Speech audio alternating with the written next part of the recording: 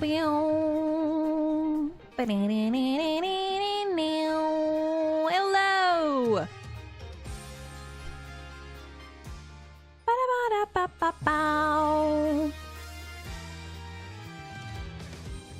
Alright, hopefully Castor Labs is going to connect to the YouTube chat in a little bit. Right now, YouTube chat is in the void.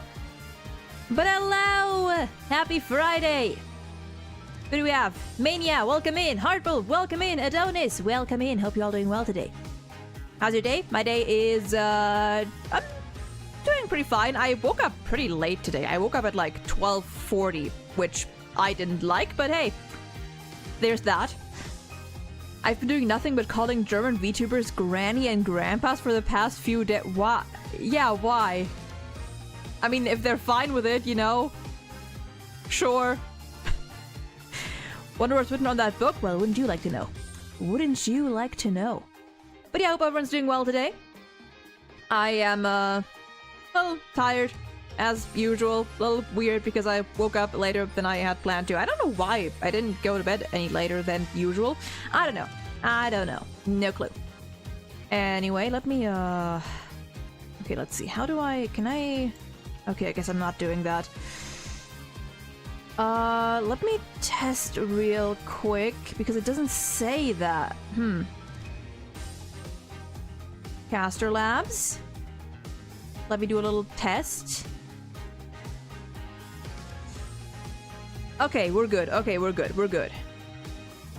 Not doing pretty well, but I'll act like I enjoy this day and it'll all be well, I think. Oh no, what happened? If you wanna share. Or is it just a black kind of day? Is it just a day? Either way, I hope your day's gonna get better soon, or you know, at least decent. At least decent, you know. Doesn't have to be good, but if it gets at least to an okay level, that's already progress. But also, if you, oh god, if you're not having a good day, I feel like, you know, why pretend like you like no harm in acknowledging that, you know, you're having a shitty day. Sometimes that just happens. Sometimes that's just how it is. Sometimes that is just how it is. Let me real quick double check some stuffs. Okay, I can close this down.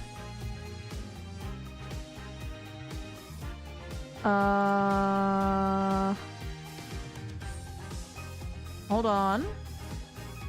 Pause.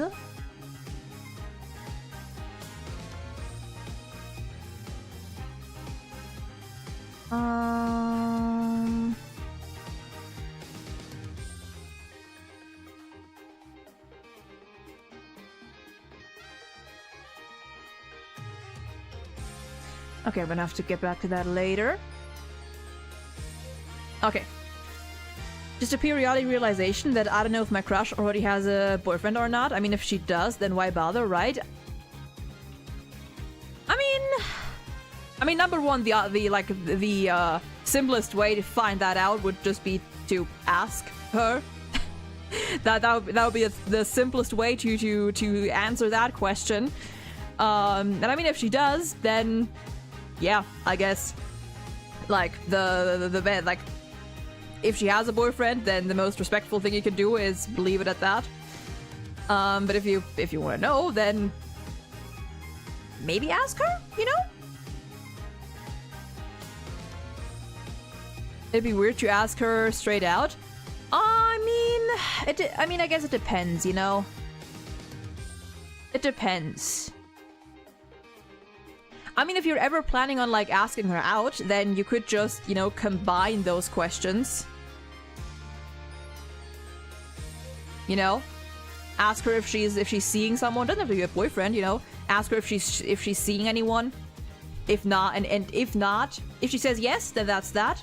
And if not, then, you know, ask her if she'd be interested in hanging out sometime. Going out somewhere, maybe.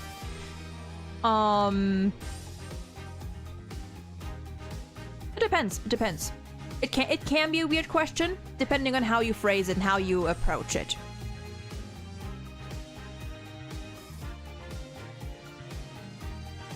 But I mean, hey, what do I know? My, I was just like, I was just very open with, with my girlfriend when I confessed to her. So, you know, yeah, kind of like, you'll never know till you try. You know, you won't know till you try it. So might as well. Worst case, she'll say she has a boyfriend, girlfriend, whoever, and that's that, you know? And that's that. Okay, I'll get back to that later.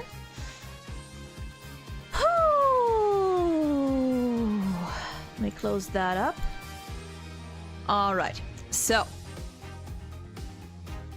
Always wondered if this was an 18+ stream. Not necessarily, no. Like, we're not usually diving into any, like, heavy, not safe for work topics. I mean, I swear a lot. And occasionally I'll talk about not safe for work stuff, but I am a very, like, mild person in that regard anyway. I wouldn't say it's a strictly 18+ stream. Like, there's not usually much inappropriate stuff going on. Occasionally. So, beware, I suppose. Just started Devil May Cry this morning, and it's really cool. I recommend it. Ooh, I've heard it's very good. The anime, less so, or the whatever. But I've heard the game is very good. Okay, yeah. Like. We don't like one of the chat rules, one of the stream rules is to like, I don't mind not safe for work, you know, comments and remarks occasionally. I don't mind them occasionally as long as they don't involve me or any other real person. As long as they're kept strictly fictional and they're, you know, mild. Or, you know, like you don't get weird or you don't get overly like, you know, excessive or annoying with it. But every now and then. Sure. And if I ever do stuff like that, if I ever do like any streams that are probably like more, you know, that steer more to that territory, I'll make that clear. I'll make that clear, and I think you'll know. I think you'll know. I've just been enjoying summer break. It's Easter break over here. It's like Easter holidays over here. Wow. I mean, to be fair, to me, like, breaks and holidays don't really matter because I'm studying from home and I'm doing this. I don't go to school anymore, so, you know. Start the first, but I know that the third is a prequel. Oh, interesting. I don't know. Devil May Cry is a series that I've seen a lot about. It looks kind of interesting, so maybe I'll give it a shot one of these days. Finished the grade as an honor student. Wow. Nice. Not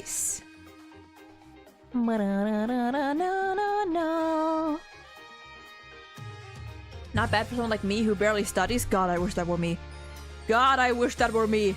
I am currently struggling. I'm currently struggling through biopsychology. And, that is a subject that you have to study some for. It's fun. It's not fun. DMC3 is the one I started with. Not gonna lie, the best introduction to the series. Ooh. There's so many bigger series that I want to get into. One day. I should probably add the... Oh yeah, I should probably... I think I mostly finished up my backloggery. The game list of games I've played, games I'm planning to play. I think I've mostly finished that up. So I should probably add that. I should probably just make a link tree for, like, everything, you know, soon. Linking, like, my, like, socials, the limited socials that I have. Maybe my AO3, even though I haven't posted on there or updated anything on there in, a while. And, you know, that. Speaking of 3, I'm currently playing Metal Gear Solid 3 for the first time. This too is a good starting point since it's a prequel to the whole series. Interesting. Yeah, I never know with prequels. Like, especially like prequels that come out later than the main game, or the first, that come out later than the first games. Whether to play these first or whether to just, go in chronological order of release. I think both, in most cases, is a pretty valid starting point or approach. Oh, dear goodness. Oh. Okay, hold on. I gotta... Hold on. Yep.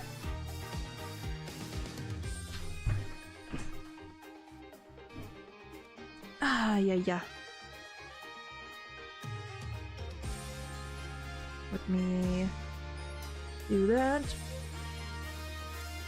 I'll probably need to be serious as I'll be starting senior high, grade 11 to 12 after the summer. Ooh, yeah. Might be best to,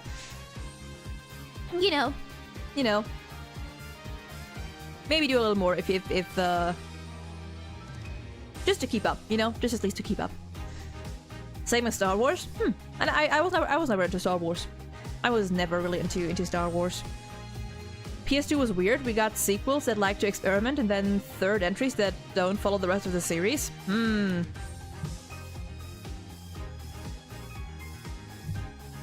Okay, so we will be going into the game. We will be getting into the game in a second, but before we do that, we have another thing, and for that, I'm going to pause the game or mute the game audio real quick because we have a thing to watch before we get into the game, and that shall be Vivian teaser. Came out earlier today, and I was like, you know what?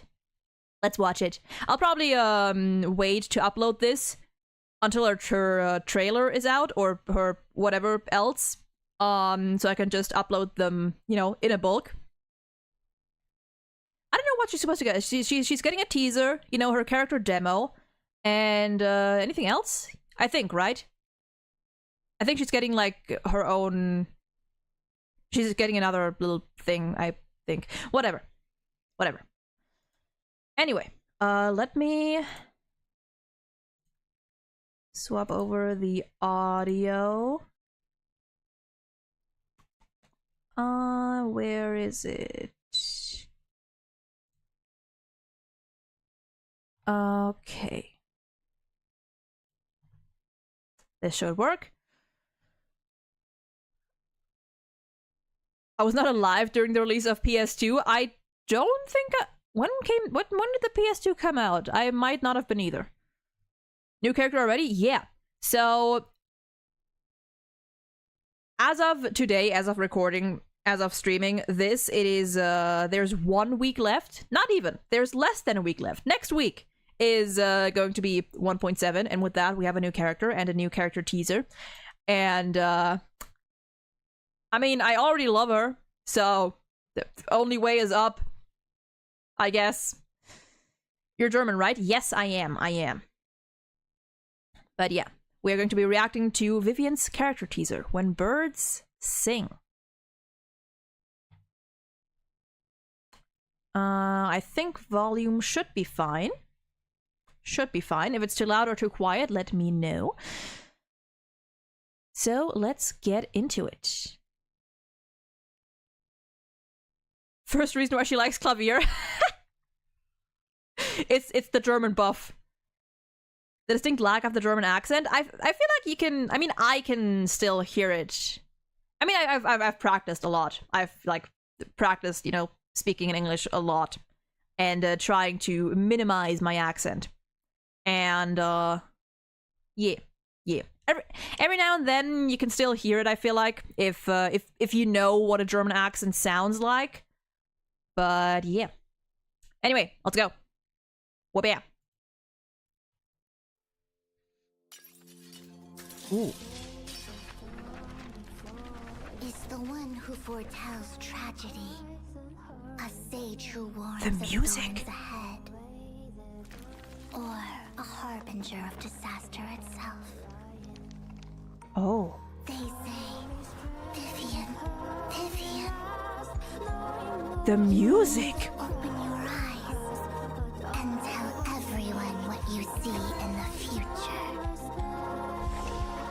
But they also say, shed no tears. Your tears only Oh my, bring I'm misfortune. like, They scream, the music is they like, I am so focused on the music right now. I'm gonna have to go through this again. Oh, baby. But that person's different. Jeez. So,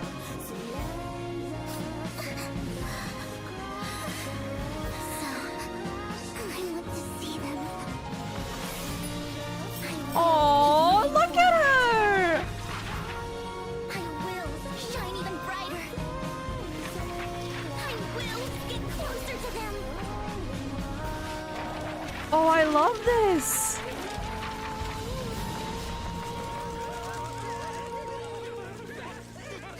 A bunch of imposters. How dare you tarnish Phaethon's name? Oh, look at her. Unforgivable. Be gone. Wow, okay. Wow. That was already, dude, that was quick. That was so quick. Jeez. Okay, we're going back. Because I want to, whoo. Wow.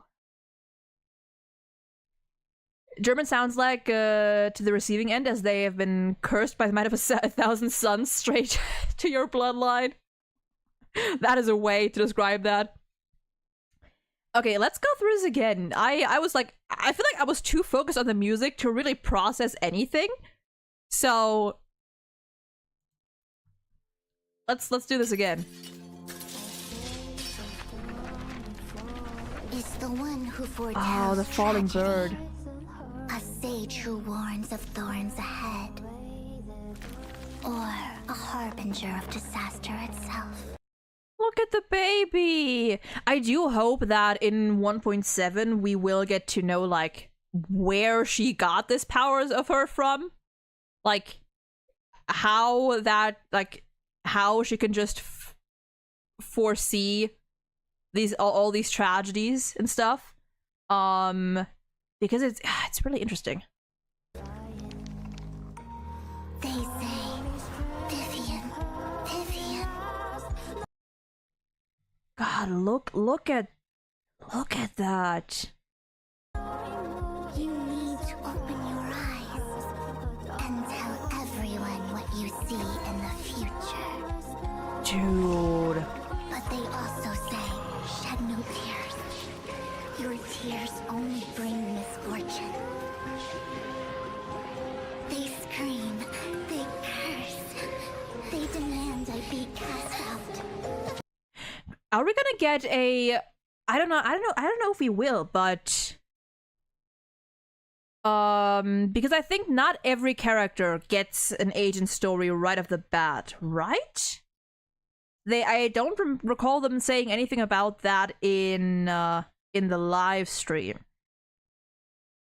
Maybe it's another thing where like both Vivian and Hugo are gonna have, you know, their stories basically implemented or combined with the main quest. I do hope that the main quest is gonna be long. I do hope it's gonna be a long one.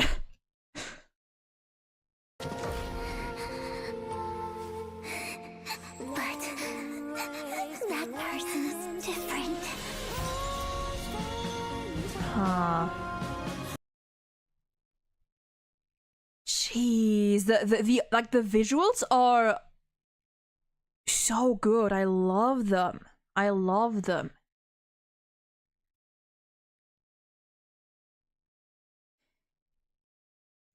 I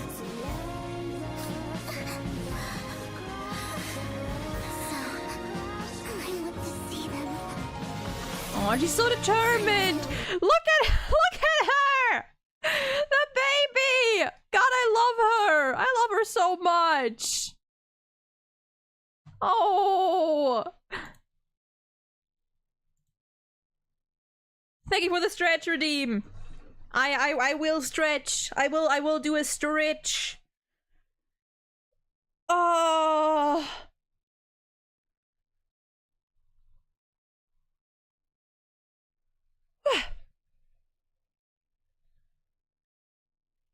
Yeah.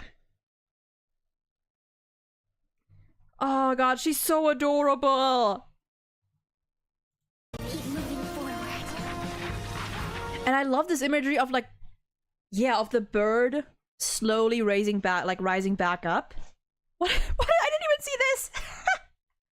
Look at that.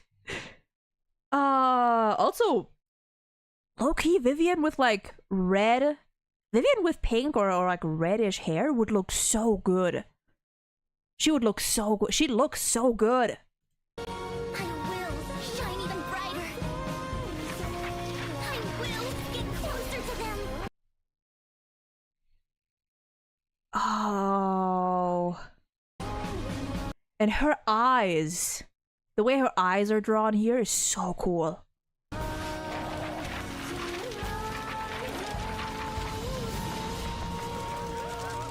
And all the are these mockingbirds?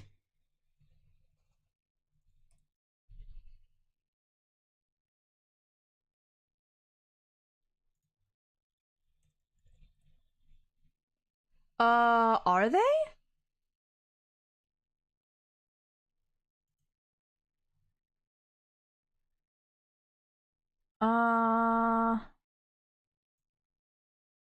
Kind of looks like it.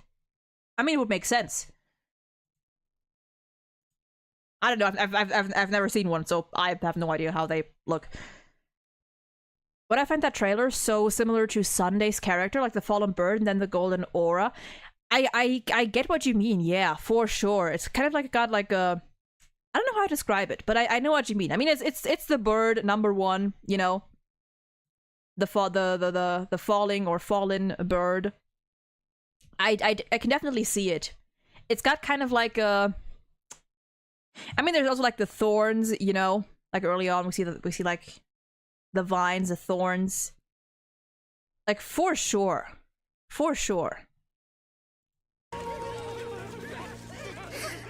Ah, there she is. How dare you tarnish Phaethon's name? She looks so pretty. Unforgivable. Be gone. And they're dead. That was so good. I love that. Do we know, like, do we have any, like... If I'd never met the sun, would darkness bind my wings from taking flight? If I cherish the sun, will its radiance keep me as its own? Oh, do we know, is there anything here about, like, who... No, I want to know what, I don't want to know what that song is. I need that OST. It's so good. I love it. When you say Mockingbird, Eminem is gonna come to my head first. Fair enough, but I mean, like, the actual bird. I mean the actual bird.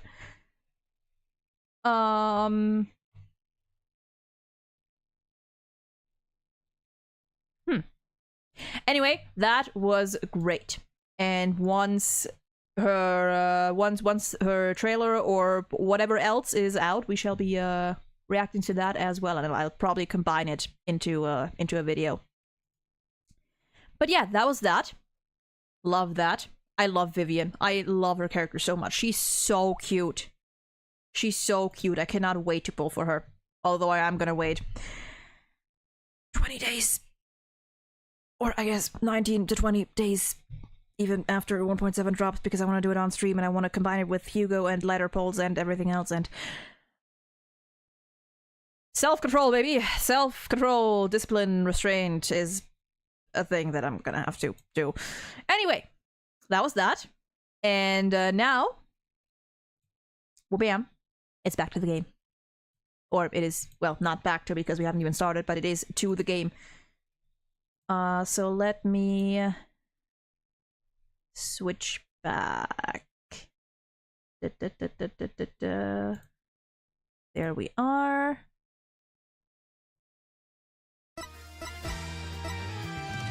Bow, bow, bow.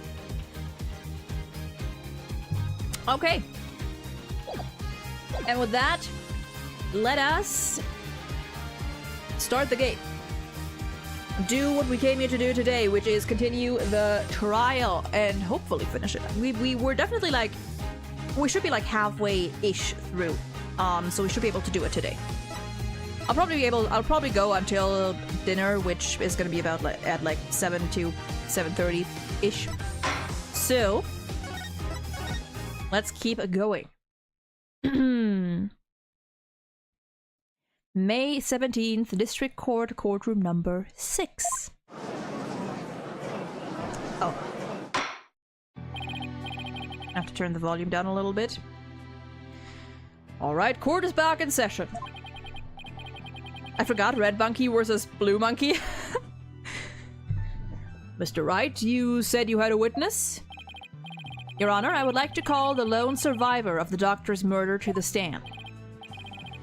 Wait, he can't mean that Sarge is here? You mean Dr. Buff's reclusive son? How did you get him to cooperate? Nothing a little persuasion couldn't handle. Phoenix? The poor child only agreed to help if it meant catching the killer. You know, that's fair. Getting a kid like that to overcome his fear, now that's impressive. I'm a sucker for Phoenix, I hope he wins. Fuck Phoenix! Affectionate. Lovingly. Lovingly. But I am tired of Phoenix in this game. In these games, honestly. As much as I love him. This must really important testimony for the kid... Wait, this must be really important testimony for the kid to come out in public like this. Very well, Mr. Wright. Please call your witness to the stand. Is it gonna be just the drone? Yep.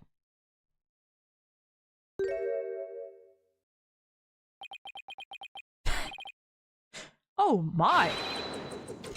I forgot what voice I gave you. Sergeant Buff at your service, sir! He's here as the drone? He's here as the drone? Really? I'm a sucker for Apollo. I hope he wins the whole game. Hell yeah! Mr. Wright, what exactly is the meaning of this? Past trauma has rendered it impossible for the witness to venture into public. Leaving home was hard enough, and it seems leaving the witness lobby was just too much. But I would still like to continue with testimony delivered via this drone. I'm gonna go ahead and sleep. Night, y'all. Good night, Heartbulb. Sleep well. What's a Russian gunship doing here? No clue. I understand it must be terrible to lose one's father like that, but testimony via remote control toy? You cannot tell me that that's where you draw the line. Well, let's take things for a spin and see how it goes. There we go. Just who's paddling this trial anyway? The judge sure warmed up to the idea fast. I mean, listen, he's seen everything at this point. I think the phrase you're looking for is gave up. You disappoint me, Corporal Justice, to think I was, oh, and we're dead once more. Defending the man who killed Papa, that's full-on treason, soldier! I hereby demote you back to private! That was an MGS reference? Well, I don't get those. You'd be surprised of how many times the community has said that. I do not get Metal Gear references, unfortunately. Not yet, possibly. Corporal? Private? What's he talking about, Apollo? It's a long story. Now then, are you ready to testify, youngster? Locked and loaded, sir. Ready to rain lead down upon the perpetrator. Lead. Ha. I totally forgot what voice I gave him, so he's just getting any voice. Papa met with someone the night he died. I didn't have eyes on the ground, as I'd already mounted my siege defense, but I did hear him arguing with someone in his study. From my window, I saw the one designated Dats getting ejected from the premises. After that, the man lingered around the perimeter for some time. He must have regrouped and killed my papa in the study later. I just know it!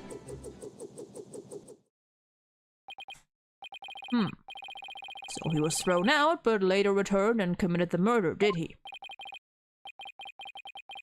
That's... So the man my client saw Really must have been the fleeing Mr. Rebel, but I guess it depends on the time. Objection? Oh, hey, buddy. Right, you backstabbing no good. I didn't kill no one. It's the enemy. Ready, all missiles and fire! Jesus.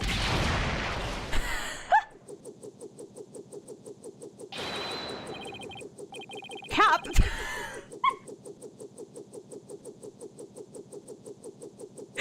Capitalist pig. I'll turn you into pork stroganoff. Oh, Jesus. Theo, welcome in. Yes, this is indeed the final case.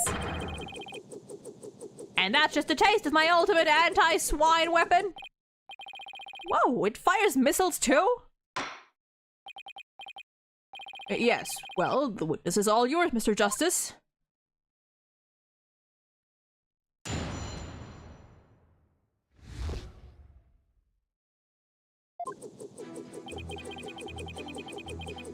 Okay. Your father met with someone. Could you be more specific? No, I was in the midst of a crucial defense siege operation. Right. You're referring to how you don't leave your room, correct? You never know where the enemy might be lurking outside the siege perimeter. What about, you know, school? Oh, I don't go to boot camp. I'm a soldier. A sergeant doesn't associate with rookies still too green to fight. With a kid like this, I bet Dr. Buff won't be getting any rest in the afterlife either. It was very brave of you to come to the courthouse today. But what was it you said about a siege defense? Oh, that? Well... I'm surprised how there is no holes in the courtroom. They really learned a lot from that bombing incident. To be fair, I think these are fake? Probably. That's how I imagine a trial with Treeby. Just non-stop rocket launching.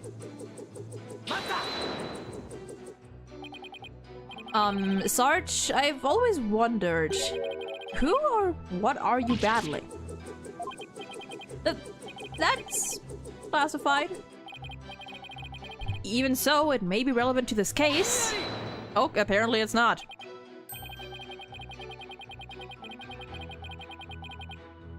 I don't know if you're the right person to be asking about things like that. That's right. Such matters need to be handled by with a certain delicacy. Oh, I guess curiosity got the better of me. Wait.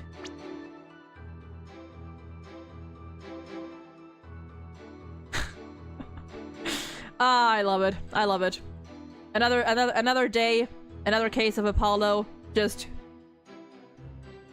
being too blunt for people's comfort. Let's... Can I? Up. Good enough. Let me screenshot. If I was a lawyer and I see a criminal, I say, objection, hearsay, what is the reason behind this? Okay. You're all talk and no action, soldier. Out on the battlefield, it ain't the number of pretty words in your repertoire, but the number of bullets in your gun belt that counts. Easy for you to say, you're the one with all of them. Would the witness please tell this court what he saw and heard that night? Did hear him arguing with someone in his study. What was the argument about? I heard things like, where's the orb? And are you defying dragons really criminals? Sounded real volatile, like a war might break out any second. So the two of them had an argument when dads came to get the orb. Did you see or hear anything else? Yeah, I heard them arguing and then silence. My window, I saw the one designated dads getting ejected from the premises. How was Mr. Rebel acting? Like a conqueror trooper retreating with his tail between his legs. Trooper? Well, I guess he does dress like he's in the military. I bet those two would have really hit it off had they met under different circumstances. Yeah, I can see that. And so the defeated soldier was expelled. But that wasn't the end.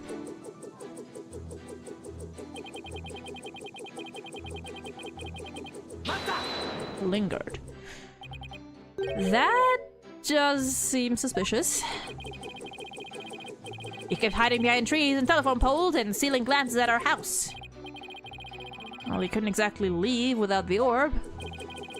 I bet he was angry that he'd been kicked out.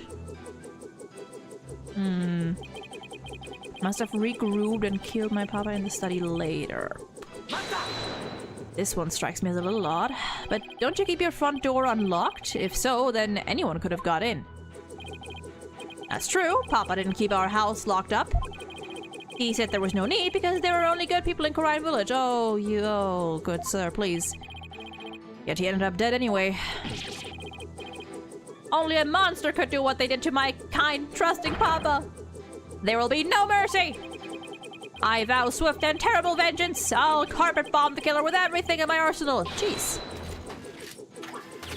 Don't fire it at Apollo or anyone.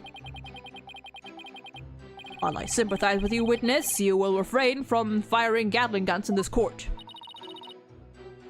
So Sarge saw Dad's too. And just when I thought things couldn't get any worse, I wonder why he hung around after being thrown out. I hate to say this, but if Dad's is proven to be the killer, we'll lose the orb to the plaintiff. So our only option is to prove the Defiant Dragons had nothing to do with the murder.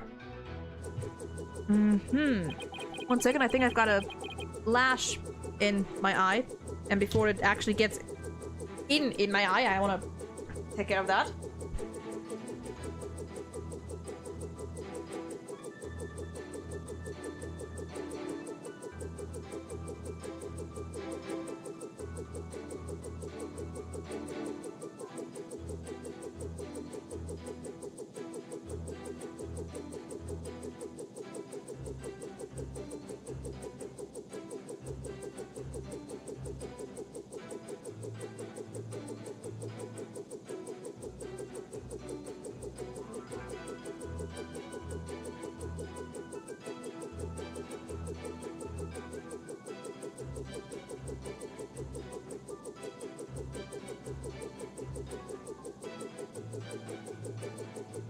Okay, and we're back. Okay, so let's see here. Met with someone the night he died. Didn't have eyes on the ground.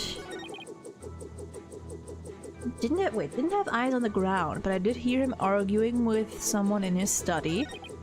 I saw the one designated from my window. I saw the one designated Dad's getting ejected from the premises. Coffee bar, bookshelf. Research notes.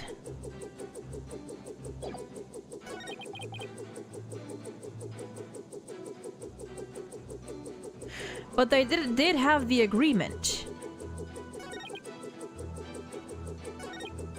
The man lingered around the perimeter. Okay, so I feel like it definitely has to do with I'm just not sure which statement to press, because I think what it comes down to is the fact that they did have the agreement.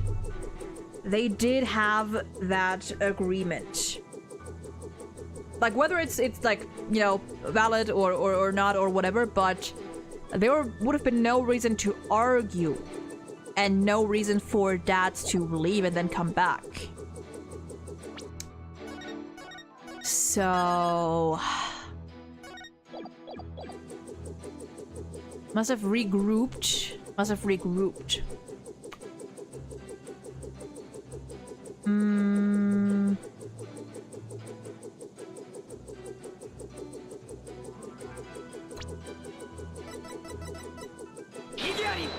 Yeah, no, it's not this. It's not this. I'm just not sure. I'm almost positive it's this, but I just don't know which. Lingered. Getting ejected. Did hear him arguing with someone. Maybe here or the next one? Not this one, okay.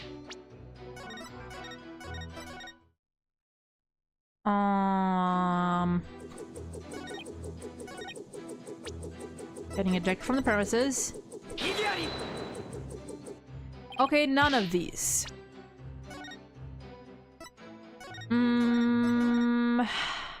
Maybe I should just die and get my full health back, actually.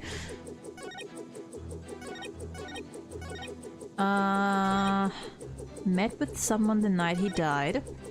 Da-da, da-da, da-da. Lingered around the perimeter for some time. From my window, I saw the... Actually, wait. I'll try something else here.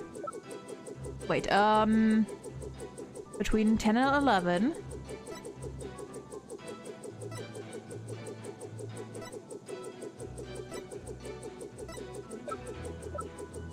seems the doctor wore this last night, but we don't know when exactly. Sir just drone equipped with a camera and a microphone. Wait a moment. Didn't have eyes on the ground. Is that already my message?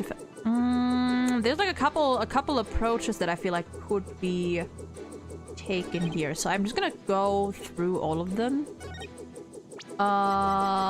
Maybe, I don't know, could he see? He could, okay, so we're gonna eliminate that option and we're just gonna run this through so I can get my full health back.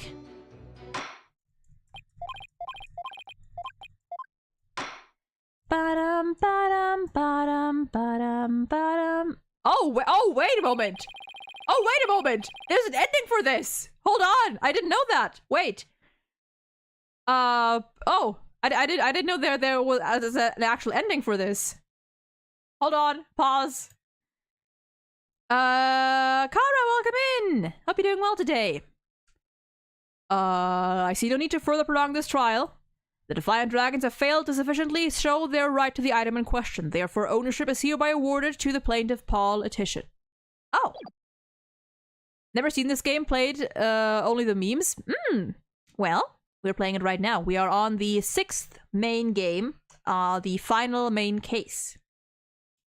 So, if you care about spoilers, might not want to stick around.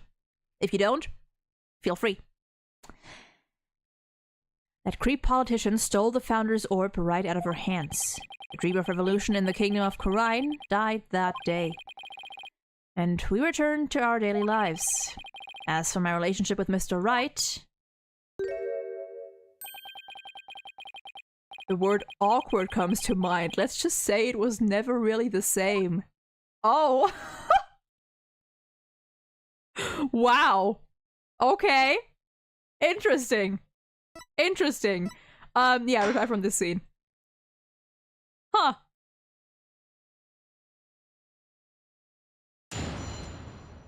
Okay. So, let me save here now.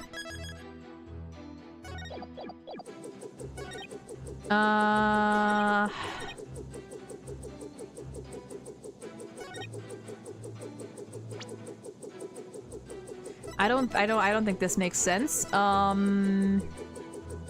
Lingered around the perimeter for some time.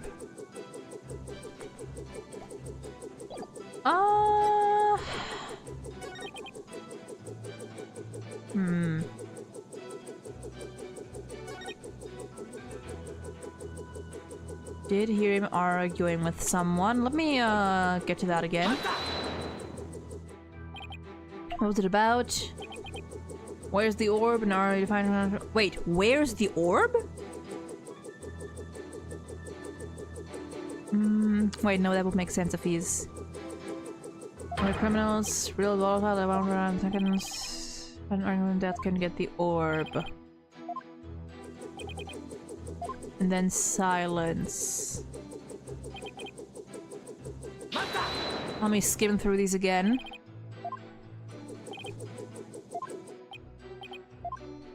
I can see the Fentrol just spelled. Linger around the perimeter for some time.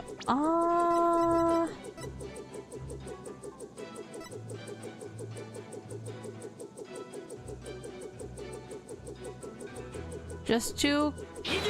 Okay, so apparently it's not the agreement. Anyway.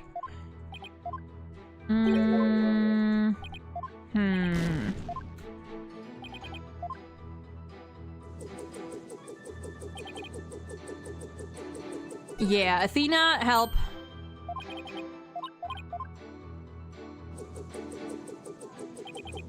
I didn't have eyes on the... Okay, so it... Wait, so is it the fact that Sarge should have been able to see? Maybe? Okay, so that was one thought that I had. Sarge, are you hiding something from me? How dare you question your superior officer like that? You wanna get in on this strong enough action with Pig Boy over there, soldier? Sorry, but I'm afraid lawyers are missile-proof. They are. Since when? Would the defense care to explain? It's simple, Your Honor. Just as he's able to see what is happening in court right now, Sarge was able to see what was happening in the study then. With his cherished drone, of course. Okay, yeah. Now that you mention it... And to think the answer was right before our eyes this whole time. Sarge, you were perfectly capable of patrolling the study that night. So you must have seen something. I'm hit! What is this strange new weaponry you're using against me? It is called the power of wind, apparently. If you ever watched one episode of the Ace Attorney anime, a lot of gusts of wind happening. Courtroom warriors don't use guns or missiles because evidence is our weapon of choice. That was so cheesy, Apollo. And the evidence has exposed your bald-faced lie.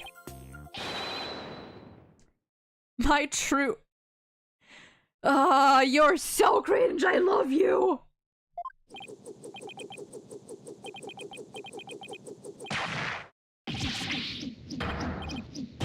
Mayday, mayday! Akshay, welcome in. Hope you're doing well today. Oh my, are you alright? Evidence. Never have I seen such a fearsome ordnance? Ordnance? Sarge, you say too many words that I don't know how to pronounce. Tell it to us straight, Sarge. And if you can't do that, then tell it to us gay. After all, you want to help your father, don't you? Oh. Yes, you want to find out who killed him, don't you? So please, tell us what you saw that night.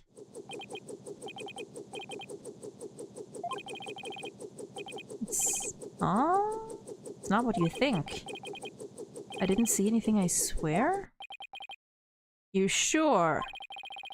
You seem awfully stressed for someone who didn't see anything. Don't shoot me because I'm right!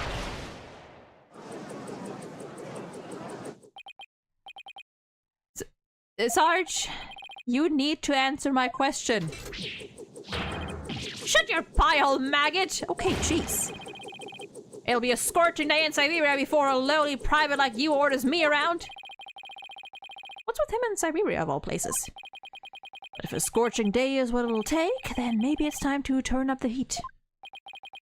Hey, Athena? Is it time? You think a therapy session might help? Well, it could help alleviate some of his anxiety. Plus, I'm picking up a lot of discord in Sarge's voice. That usually means the patient wants to say something but can't for some reason. And in Sarge's case, I imagine whatever is plaguing him is pretty severe. In that case, I leave it to you and your mood matrix magic, your MMM, your M3. You got it. Your Honor, I believe I can be of help here. Ba-da-ba-ba-ba. Time for a therapy session, is it, Miss Sykes? I love how he's just used to it by now. He's like, yep, alright girl, do your thing. It'll help the witness with his anxiety, maybe even enough to testify. Whew, words are difficult. The then by all means, please bring the poor child out into the light of day. Whoa, but I assume this will be alright with you, Mr. Wright? Why not? It's not like we all haven't been through this before. I'm pretty sure you haven't. Have you been through this before? I feel like you... If not, then you should. What are you butting in for, lady? There ain't a place on this battlefield for you. I'm back to differ, Sarge. This... G.I. Jane? I don't actually know what that means. Is always ready for a fight in the courtroom. And wait till you see what I've got in my arsenal. Analytical psychology. With it, I'm going to blow a big old hole in the armor you've built around your heart. First evidence now, analytical psychology. Where are these WMDs coming from? Well, if it's a battle you want, bring it on. You may have started this war, but I'm going to end it. Corpse woman, Sykes. Like a female version of G.I. Joe. Listen, I don't even know what G.I. stands for. I am too German for that. I am too German and uneducated for that. You got it, Sarge. Time to seek out the agony buried deep in your heart. Brace yourself. All right. Let me do this real quick.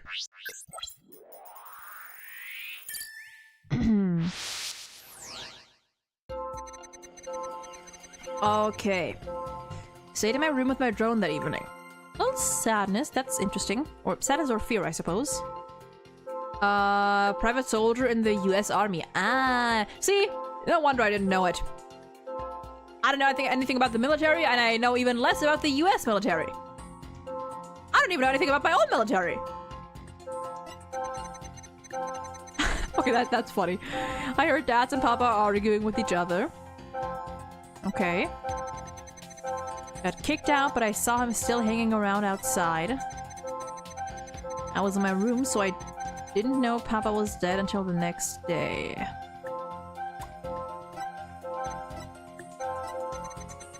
The fact that there's already some sadness here is a little weird, I feel like.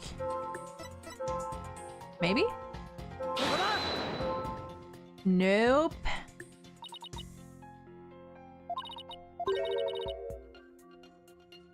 Fluctuation.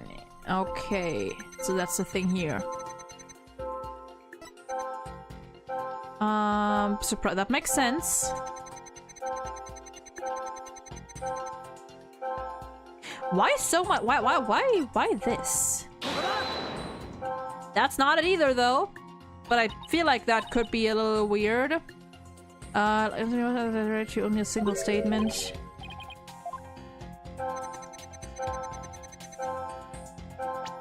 Just because these two are like really strong. Okay, yeah. That's strange. You reacted with shock when you discovered your father's body, yet you weren't nearly as shocked then as when you saw Mr. Rebel. Oh.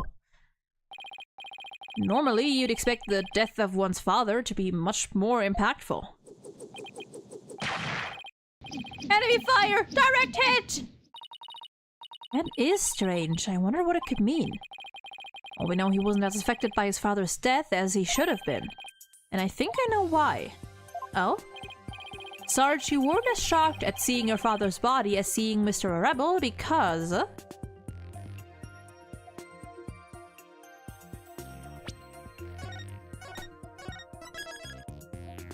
So it's probably... He already knew that Buff was dead. So we're gonna go for the wrong options first. Anything funny here? So you weren't scared. You feckless amateurs.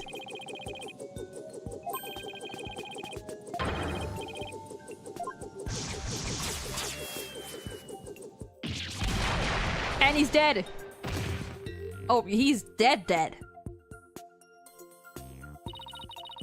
I think that means you were wrong, but there's no need to look so bitter about it, Apollo. No, but that was some bitter medicine. The aftertaste of failure. Okay, so we don't even get penalties for this one. You'd already seen his body, that makes sense, so we're gonna go with something else shocked you. Did something else shock you when you saw Mr. Rebel? Something even more shocking than your father's death? Like, what exactly, Apollo? I don't know, maybe a mouse or a cockroach? Ew, gross!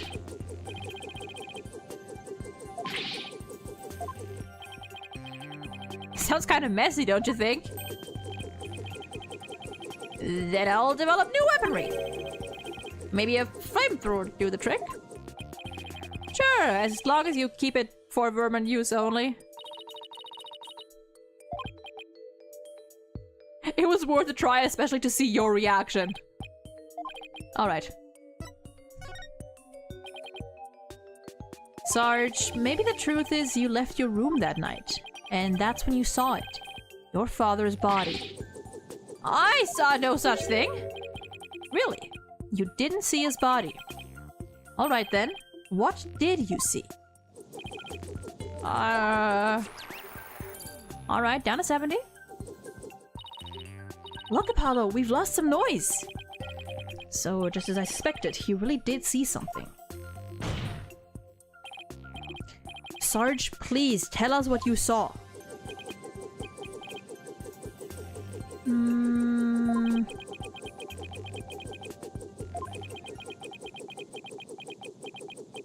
Oh? Oh? The moment I saw it, oh, I couldn't bear it. I couldn't stand. Oh. Am I missing something here? Is that why you weren't very shocked when you found out your father was dead? Because you had already sensed that he was a goner somehow? Maybe. Please, Sarge, what was it you saw on the night of your father's murder? I saw...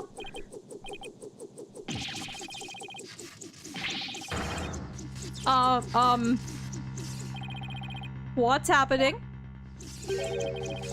I don't like where this is going. He's gonna self-destruct!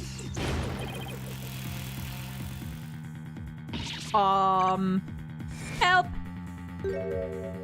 Huh? Huh? Oh, that... Okay, oh, that's... Oh, fuck off with that. I've confiscated your little toy. The battlefield has no place for unauthorized equipment. Widget! Apollo, I can't continue the session without him.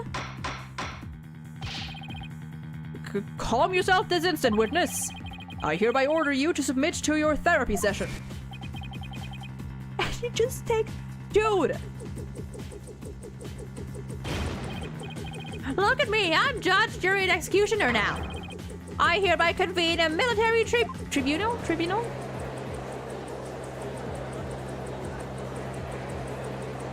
I feel like this would definitely give them like a yeah, this has gone way too far. Like,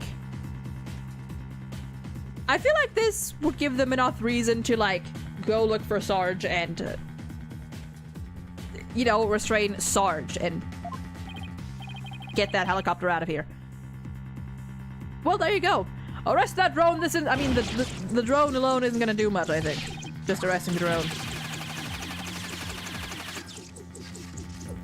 Oh, honey.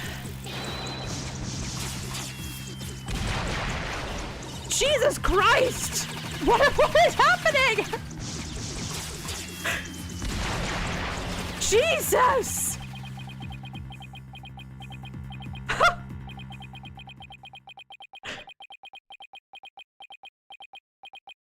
How many people just died?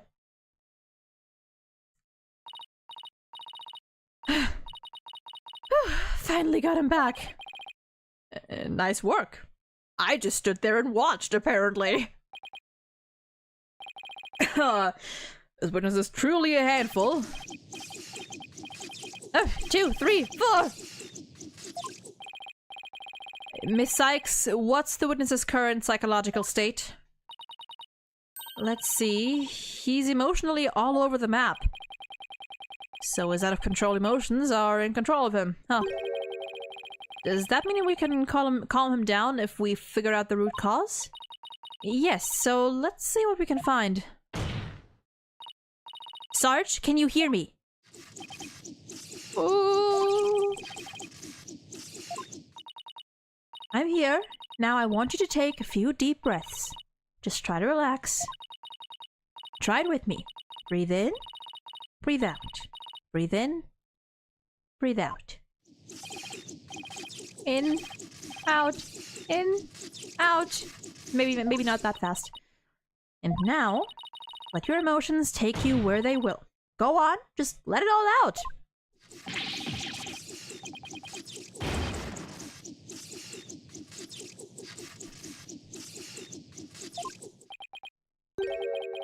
That's the least relaxing breathing exercise I've ever seen.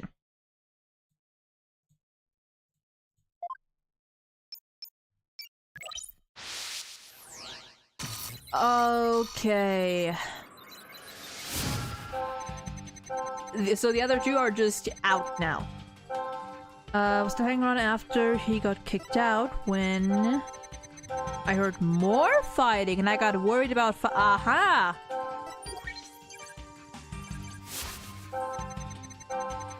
I left my room, but suddenly I got dizzy and passed out. Oh. And Papa grinning with delight? That's when he must have been killed, if only I hadn't passed out. But no. Why the extra arguing? So he has two out of control emotions, huh? And all we have to do is find out what's causing them to run wild like this.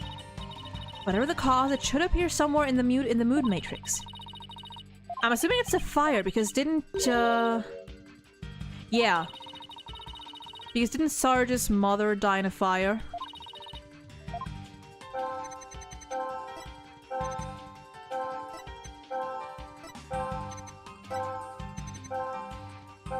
Okay, we are going to take a 10-ish minute break here, and then we're gonna continue, and we're gonna take care of we're gonna solve this mood matrix, and yeah. And ads are probably gonna be running in the meantime on Twitch, so 10 minutes and then we'll be back.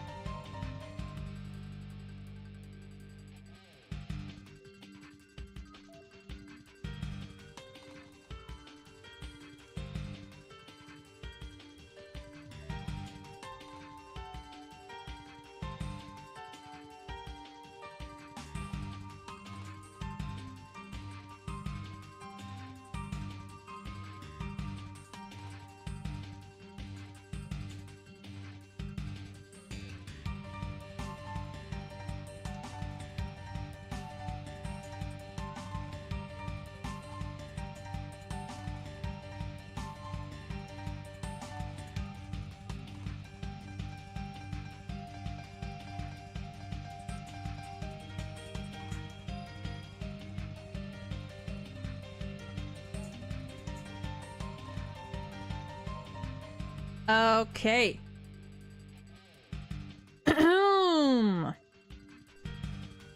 We're back. Let's continue. Bam. Wham. Flames. Boom. Nope. Boom. Easy. Wait. Bam. Easy. Welcome back. Thank you. That's it. I've got ham stuck between my teeth. Sarge, you were overcome with shock and fear when you saw those flames, weren't you? Was I? Yes. Just 6 months ago, you and your mother were caught up in an arsonist's blaze. So it's no wonder you would be extremely scared of fire. Yes, that does make sense. And maybe, just maybe, your subconscious fear of fire was what caused you to withdraw from the world. What do you mean, corpse woman Sykes? In the outside world, you are bound to come across all sorts of fire. Candles, cigarettes, heck, even the grill at a diner. Even if it's not that often, just the idea that you might see them grew bigger and bigger until you couldn't shut it out. Among other things, there's also just, you know, depression. General anxiety of outside world bad for multiple reasons. I think you might be onto something. Candles, cigarettes, just thinking about them sends a chill down my spine. Wow, the things I take for granted. Candles, cigarettes?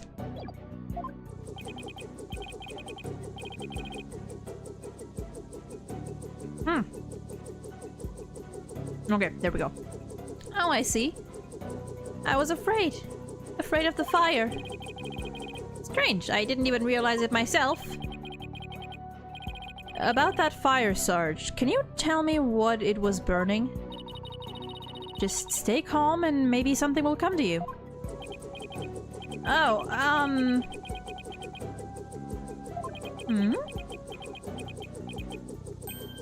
Oh! I'm starting to remember, it was... It was that relic. Huh? Something about that don't add up.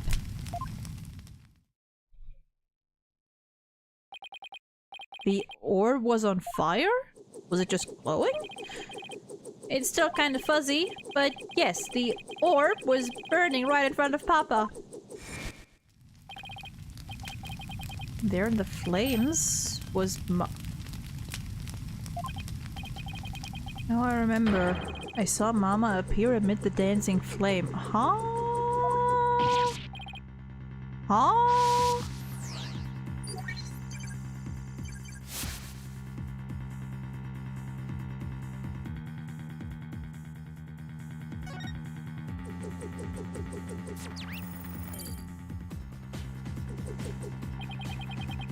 What's going on here? Maybe it's a memory from the fire that killed his mother. He might be confusing it with what really happened when his father died. But yeah, so let me guess. More therapy? Yep, but this time it seems there's an inconsistency in his statements. And I think we should be able to prove it with the evidence at hand. I mean, yeah, we do have the orbs. The orb. By proving that the relic really is the founder's orb.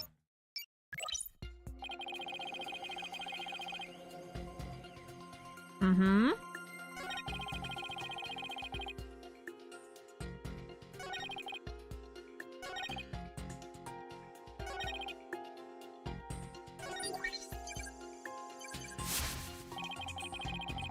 That's from California. I hadn't passed out.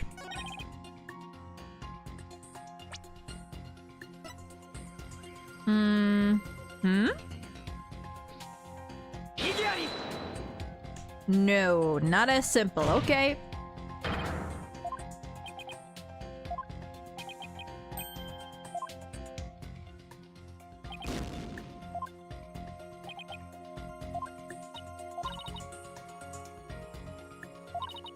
Doesn't seem funny to you. What was up to that night doesn't add up. Now you mention it. Okay, so in that case it has to do with him leaving, I suppose. Let me save, actually.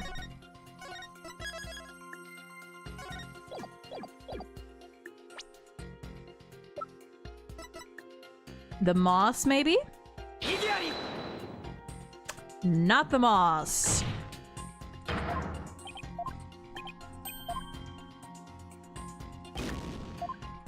Bum bum bum bum bum bum bum.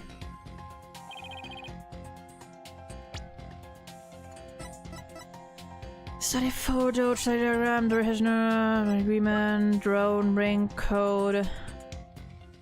Yellow and green two-tone design, maybe, possibly. That's the only other thing I can think of. And that's not it. Okay. So, let's reload that.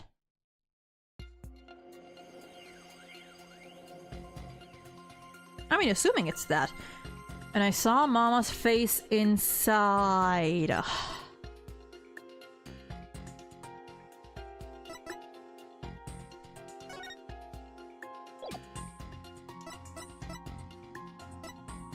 Oh, yeah.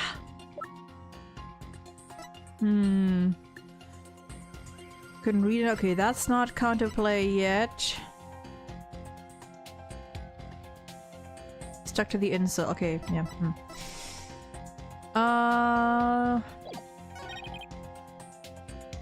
That's when he must have been killed. That's when he must have been. Maybe.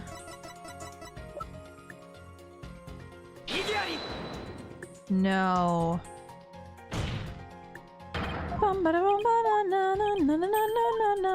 All right. Do we get a consult? Do we get a consult? Maybe. Actually, I don't think we do because I reloaded. Whoops.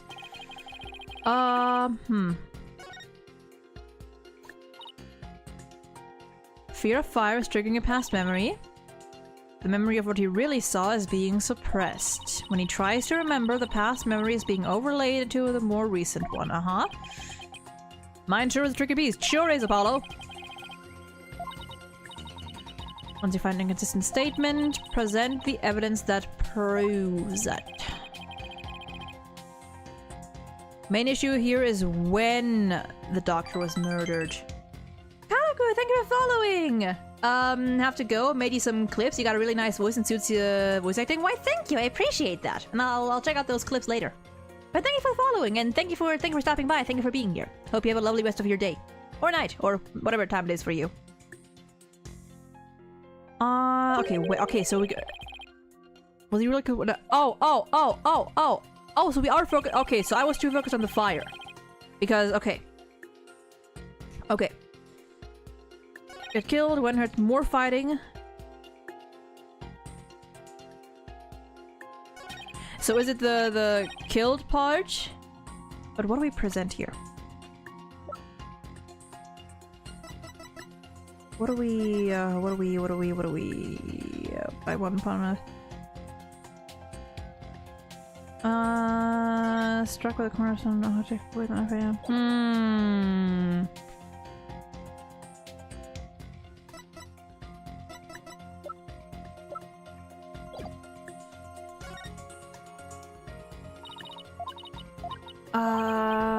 whoopsies.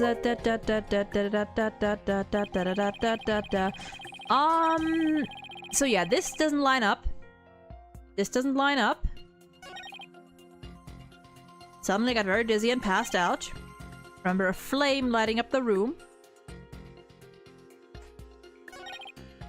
Well, I was on fire and I saw my mama's face inside.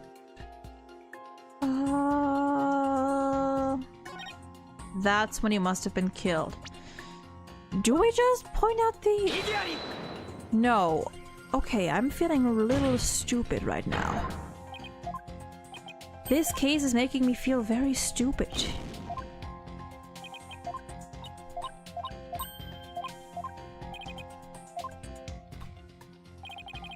And we don't get a consult. Well, that sucks. You know what? I'm gonna do a little thing here.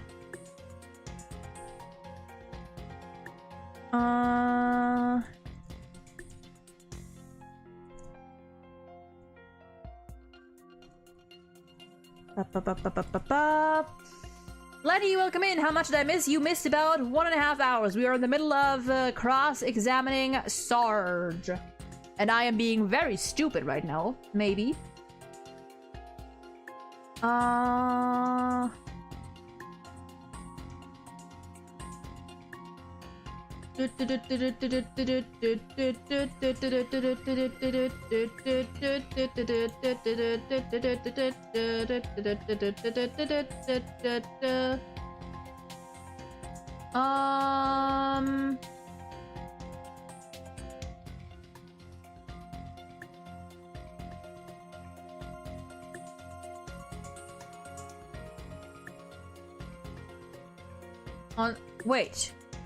Wait, did I not? Hold on. Oh, on the 6th state. Oh. Okay, I feel like, wait, did I not do that? Did I not? Hold on, wait. I'm gonna reload then. Did I not do? I thought I did. See, that's the thing when you have like 5 ideas, like 5 different angles, and you try to get through all of them and you just miss the obvious one that you thought you did. I thought I did that. Maybe it was the wrong statement or wrong item.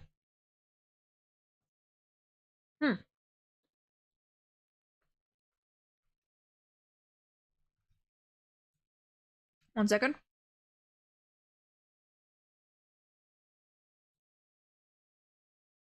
Okay.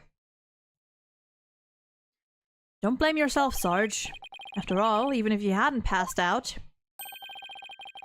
the outcome would have been the same. What do you mean? I'm talking about the time of death. Your father wasn't killed right after you left your room. What? Explain yourself at once, Private Justice! You said you saw your father burning the orb, right? But that night, he went out to hide it in a cave. So what you saw, Sarge, was something that happened before your father left to hide the orb. So you see, you didn't pass out right before he was killed. You passed out right before he left for the cave to hide the orb in the ruins within. So even if I hadn't passed out, that's right. The outcome would have been exactly the same. That's because your father, Dr. Buff, was killed after he returned from the ruins. And therefore, Sarge, there's no need for you to blame yourself. Oh, I see.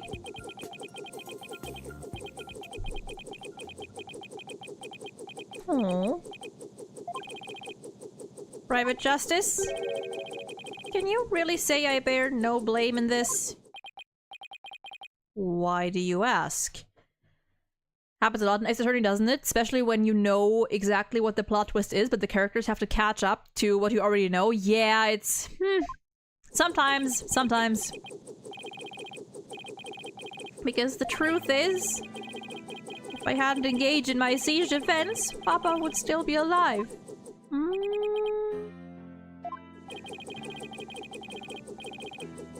Papa wished nothing more than for me to lead a healthy, happy life.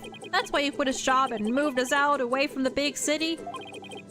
But even then, I didn't have the courage to set foot into the outside world. Listen, this is not a jab at you. This is a jab at your father. Did your father ever consider getting you therapy? And in the end, oh, wait, Papa's wish. Oh, okay.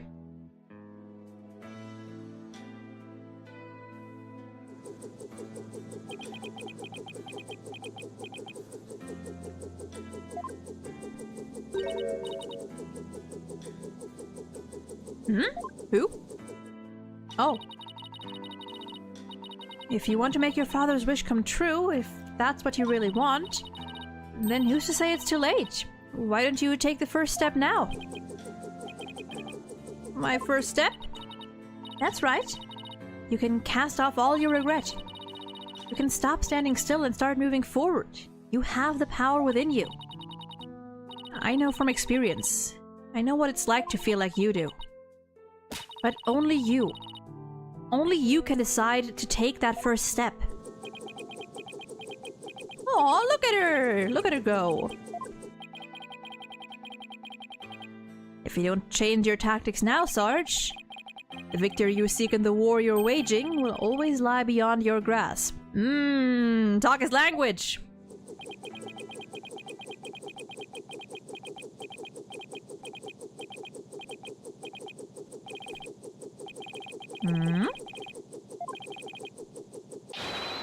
I've made up my mind!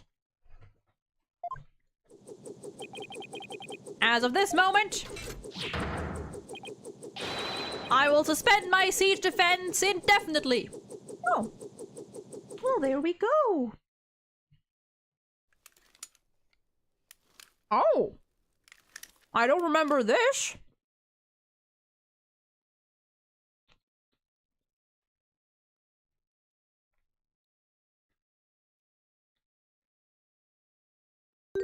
Look at her.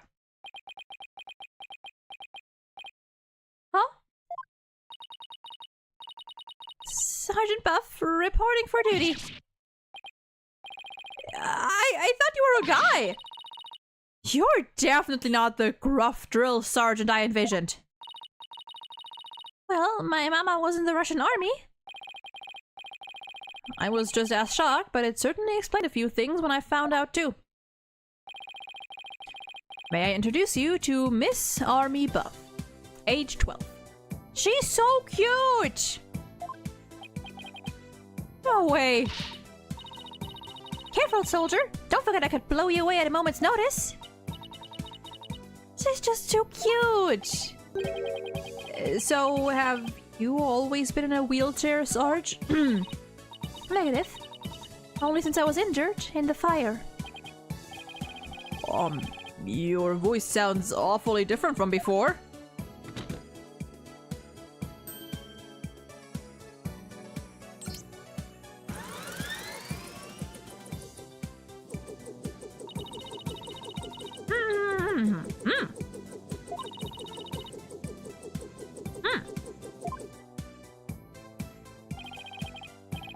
Oh, you fooled me. I thought some 20-something military fanatic was at the controls.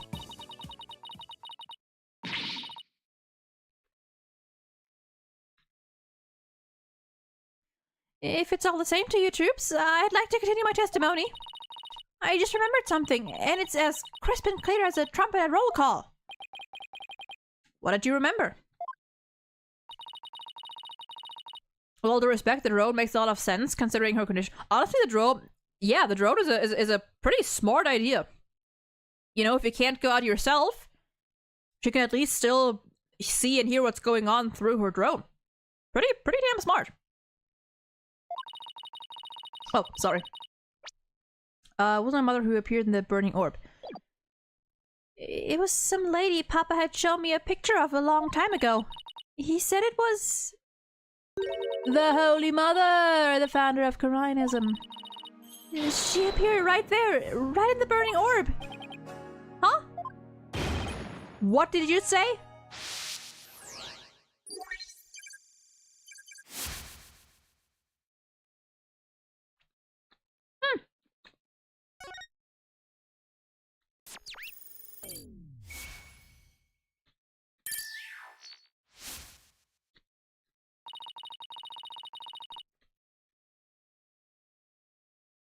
One moment.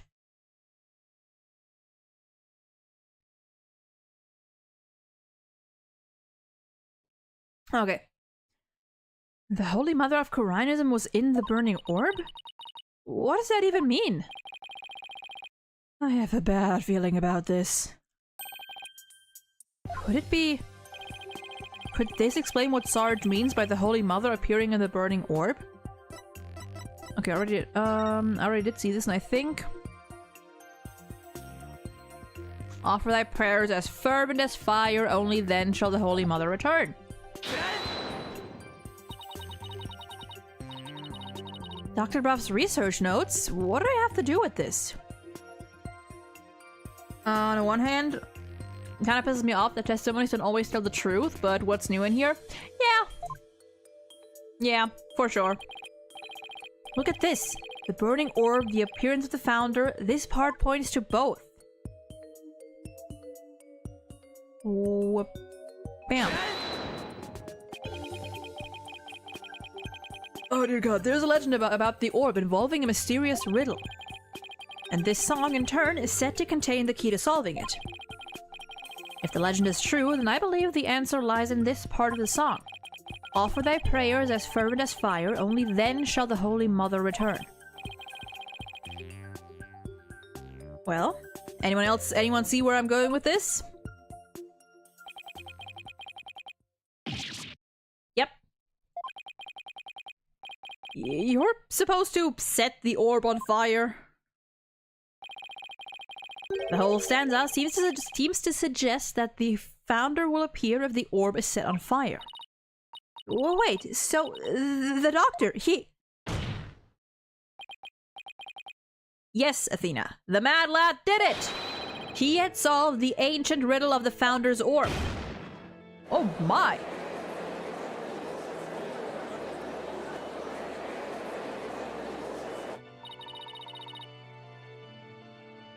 Papa was a great archaeologist, so I believe in him. And I want to believe he achieved his longtime dream of solving that riddle before he died. Well, we won't know for sure until we try it for ourselves. Yes, do it, Private Justice, please! I want to see what Papa was searching for with my own eyes. The plaintiff must object to this. Huh? The plaintiff will stand down and be quiet. Woo! Shout out to that one channel that brought a real lawyer to judge how well the attorney franchise followed actual rules and just to say it was a burnout. Oh, you mean Safe Data? Love those guys. They're amazing. They're really fun.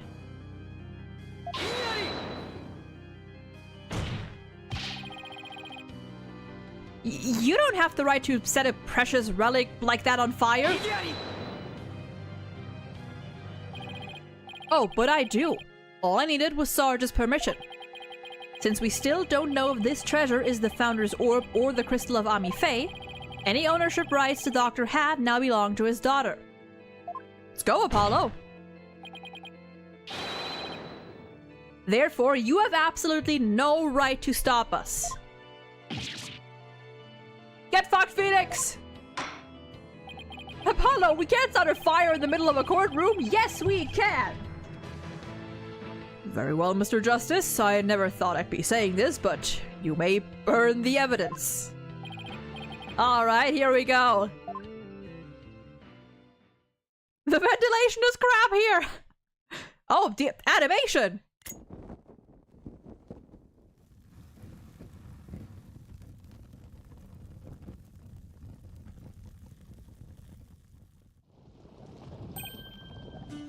Huh?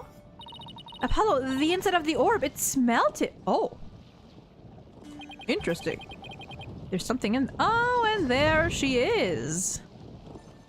And she has a face!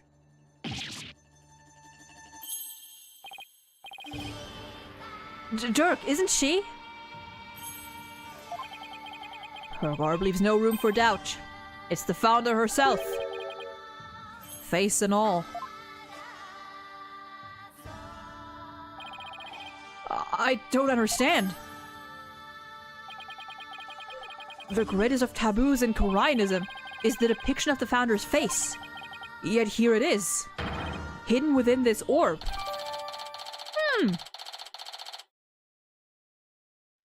Also, yeah, feed it. Listen, if we can cross-examine various animals, we can burn a piece of evidence.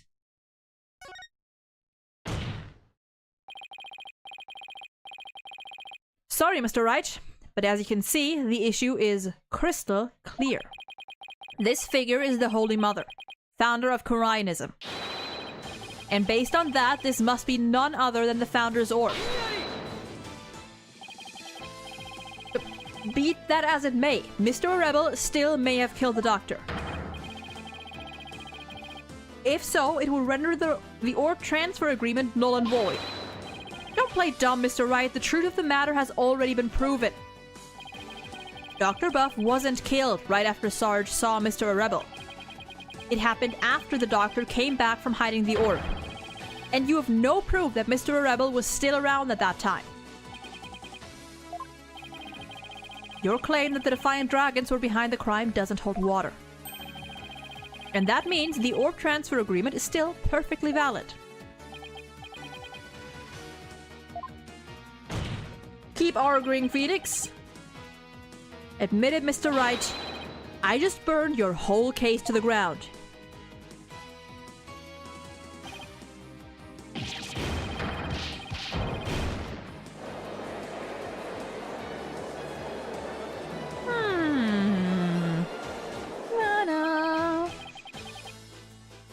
I won? I actually won? Mr. Wright, would you care to respond? Respond. I didn't think so. Wait, did we just win? Did we actually beat the Turnabout Terror? I feel like you're getting a little too excited. Don't just stand there, right? Do something! Well, I don't think there's any digging out of this hole. Mr. Attition Wimperson, I think it's time for your concession speech. I have proven beyond a shadow of a doubt that this is the Founder's Orb. The facts don't lie, but you obviously do. How's that for a campaign slogan? Get his ass, Apollo! Why, you contemptuous peasant! I think this is a good time to wrap up this trial. If both parties have no further objections, I will render my verdict. No objections here, Your Honor.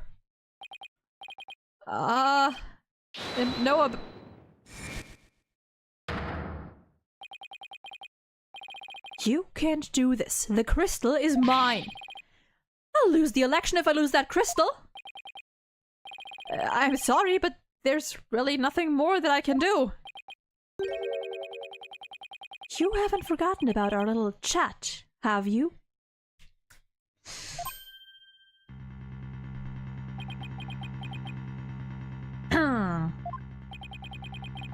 What's going on here?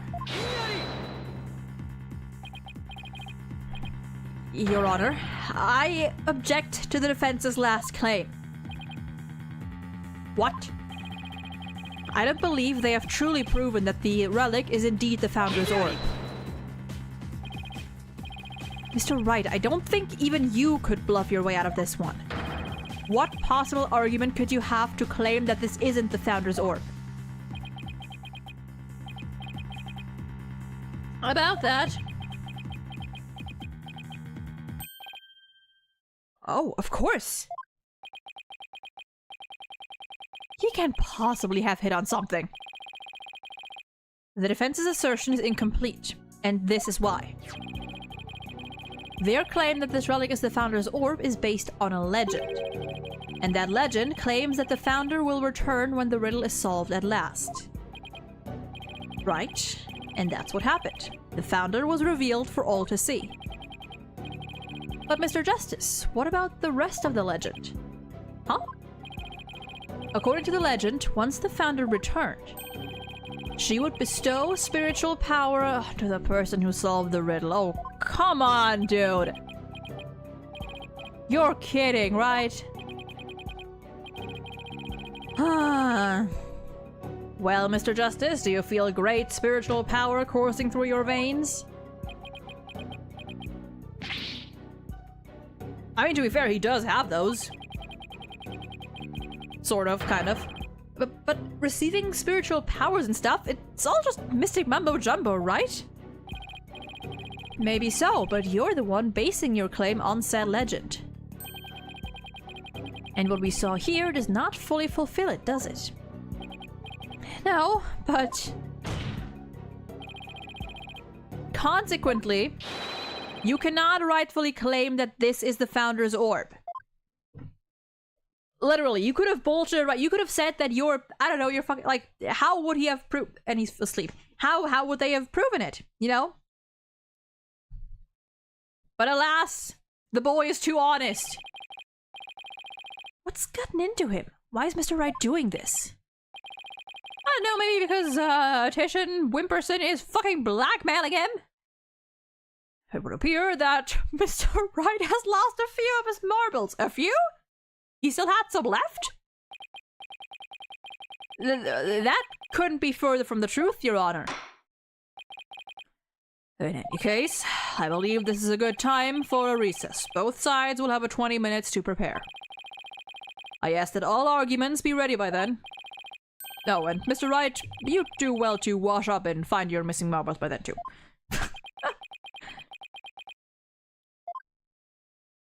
Well, damn. Well, damn. More surprised that the judge and Apollo have not called on a Titian's threat. Yeah, that's kind of a thing that happens a lot, where people in court are like, I am blackmailing you.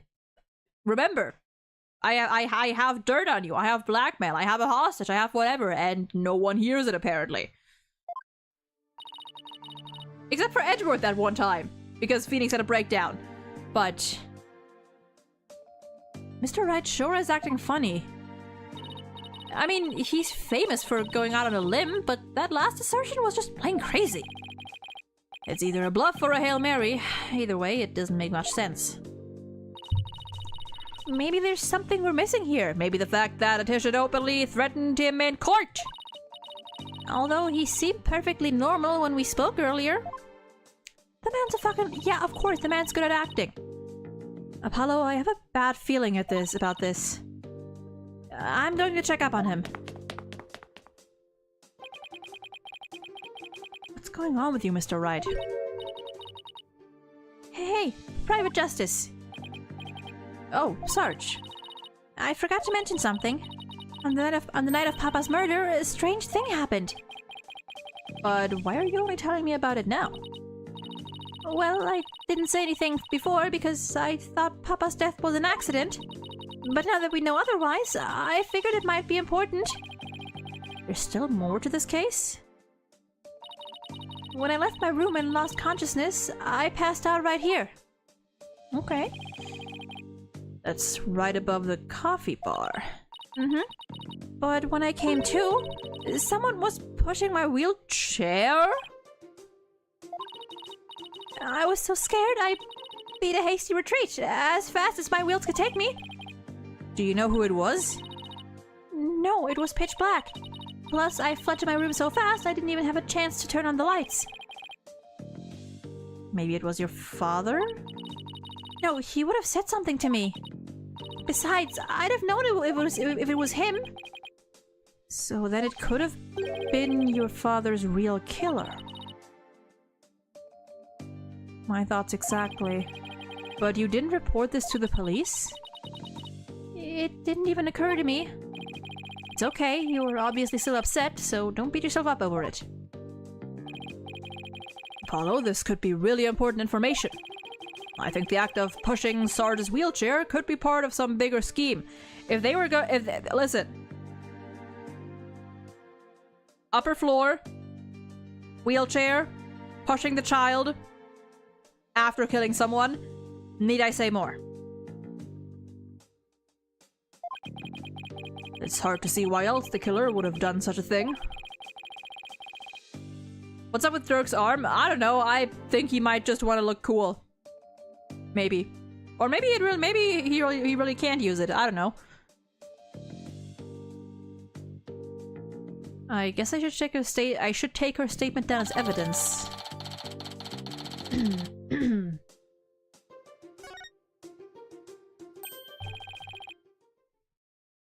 Or wait. No, or he just moved her aside. Or he just moved her aside. That could be an option. My initial thought was that he was gonna kill Sarge.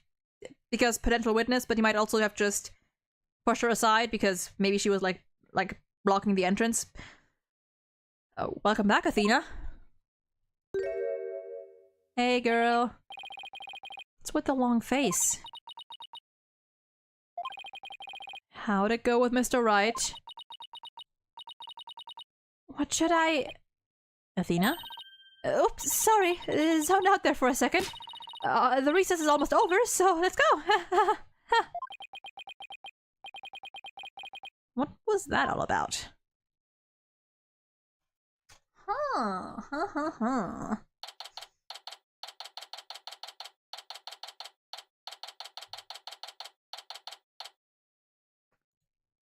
Let me... real quick. One moment.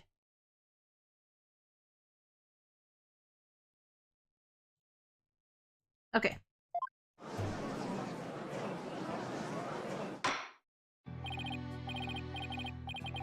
Alright, court is once again back in session. Now, Mr. Wright, about that last objection you raised. We, the plaintiffs, still believe that the defense has yet to sufficiently prove its case. They claim that according to legend, the Founder's Orb would bestow spiritual power. Yet the relic in question has failed to do so, therefore it has failed its own test. I see. He's sticking with that ridiculous argument. Furthermore, even if it is the Founder's Orb, it can't be awarded to the Defiant Dragons. After all, they were the ones who killed Dr. Buff. What are you talking about? That was already proven to be false. There are no grounds for asserting that the Defiant Dragons murdered the Doctor. Oh, but I'm afraid there are, Mr. Justice. Your Honor, I would like to present new testimony to this court. Testimony that will show that That's a Rebel did in fact kill Dr. Buff.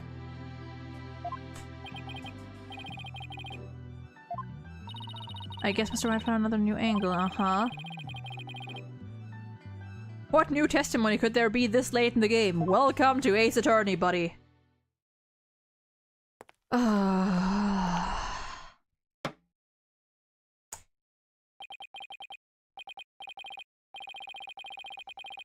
Fellow citizens, it is I, politician, the once and future representative of the people. Not him again. My client divulged new information to me during the recess. He remembered something he saw, you see. Something crucial to this case. How very convenient.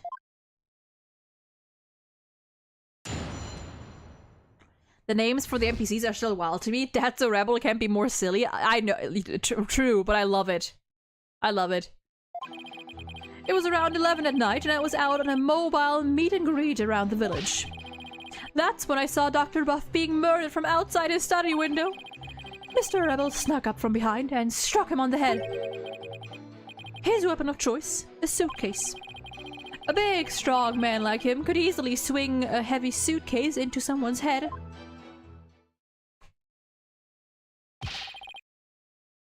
You saw the murder, but the blood was on the book? And you're just telling us now because?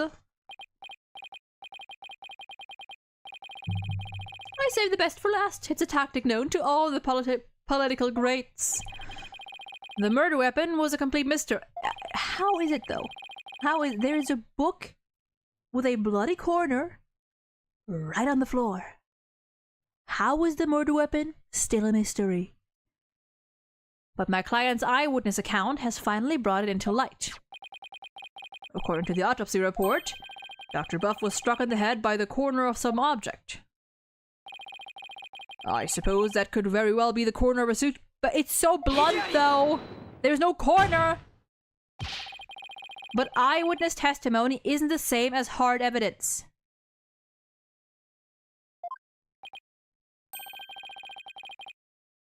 Oh, I wouldn't worry about that if I were you. What's that supposed to mean? We have physical evidence too. Oh. A luminal test revealed? What did it reveal? Oh!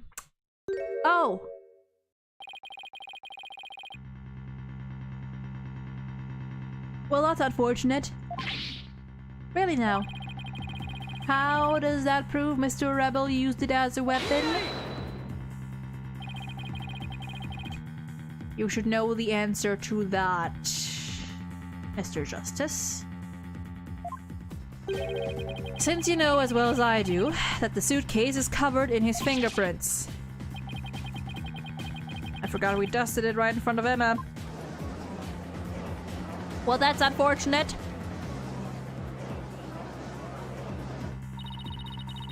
The turnabout terror strikes again. This is quite convincing testimony and evidence. Nevertheless, you may proceed with your cross-examination, Mr. Justice. Okay.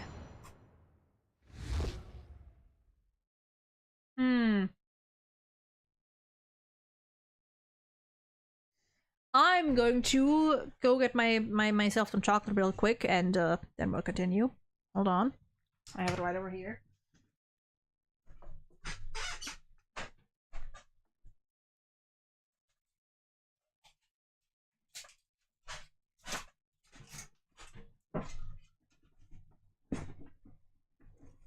And while I eat, we're gonna get through these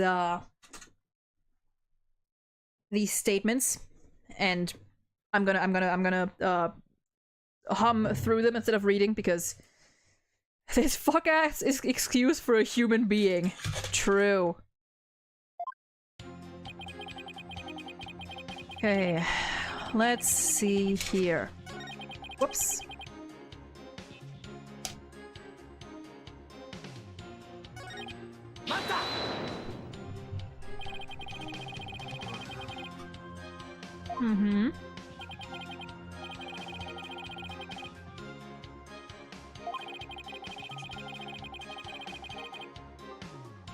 How they cheered up when they opened it to say.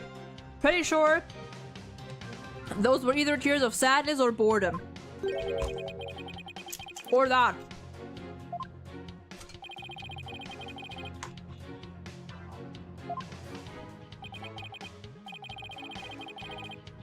Good. Good.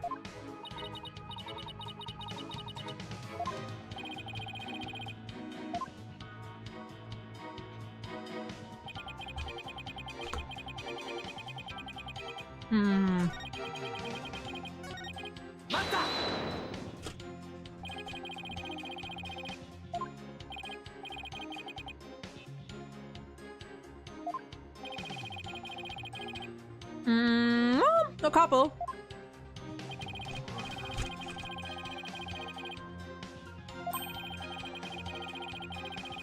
To banish murder forever. Sure. Good luck with that.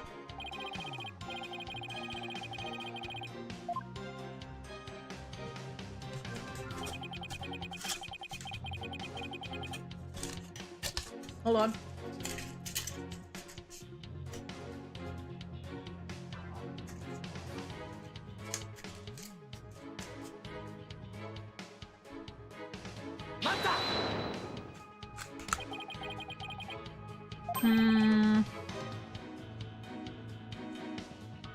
But how? I mean, I guess that could. If he was facing the bookshelf.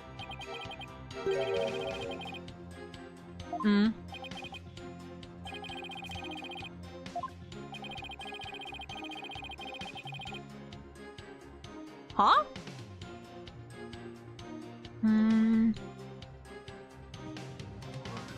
Huh?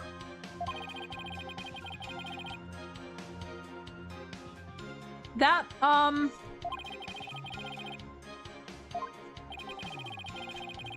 Uh-huh.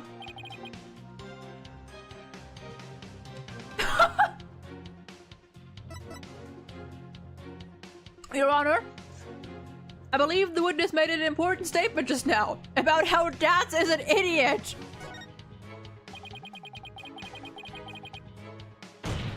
The witness said Mr. Rebel is an idiot. That is a key piece of information!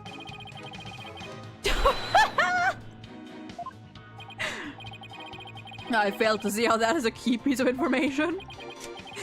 Yeah, I guess it's not, is it? Okay. It's this though.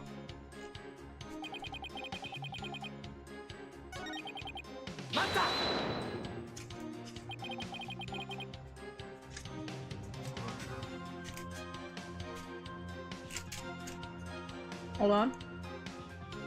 Hold on.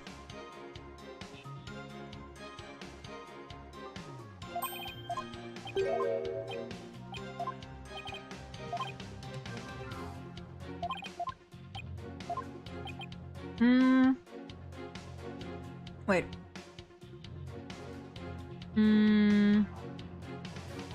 The crime was duh. Fucking dirt.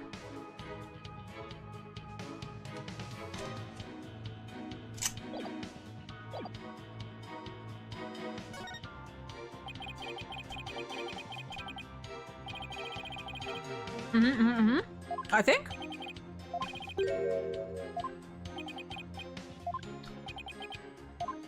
Oh, I was thinking about because the bookshelf is a little. I mean, I guess you could have seen technically.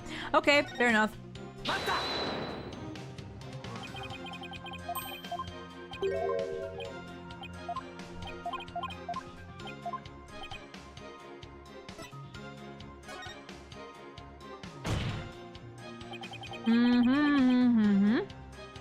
That's vital testimony.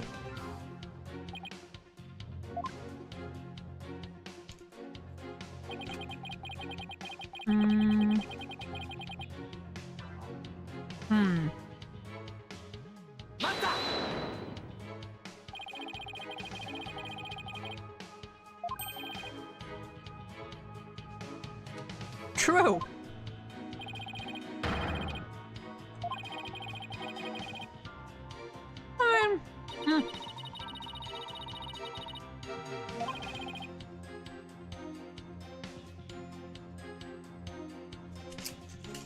You and me, Apollo. Welcome to politics.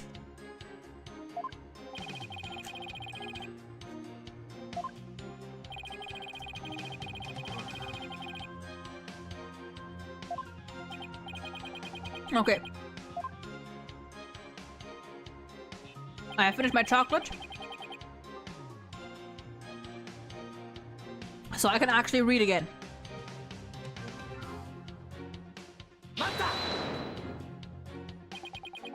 Are you sure? Positive. I saw it with my own 2 eyes. Yet despite your certainty, you kept quiet about it until now? No, I was waiting. I knew there would be a perfect chance to talk about it later. Information must always be disclosed in a strategic manner. That is one of the lessons of kingcraft as taught by the Attition clan. Is there a lesson by chance in the Attition Kingcraft guidebook? I'm being honest. Get out of my head, get out of my Anyway, I saw Mr. Rebel commit that heinous crime. Big strongman like him could easily swing a heavy suitcase into the man's... No, because even Dirk had trouble with that, didn't he? I would have to agree that suitcase is really heavy. Wait a second. How did you know it was so heavy? For all you knew, it could have been empty. Good point. Phoenix, shut your mouth! My client witnessed the crime in progress, so naturally he saw Mr. Rebel straining to lift what was obviously a heavy suitcase. I can't say I'm a fan of you trying to discredit my client by tripping him up, Mr. Justice. Oh, I need to strangle you. I'm just doing what you always do!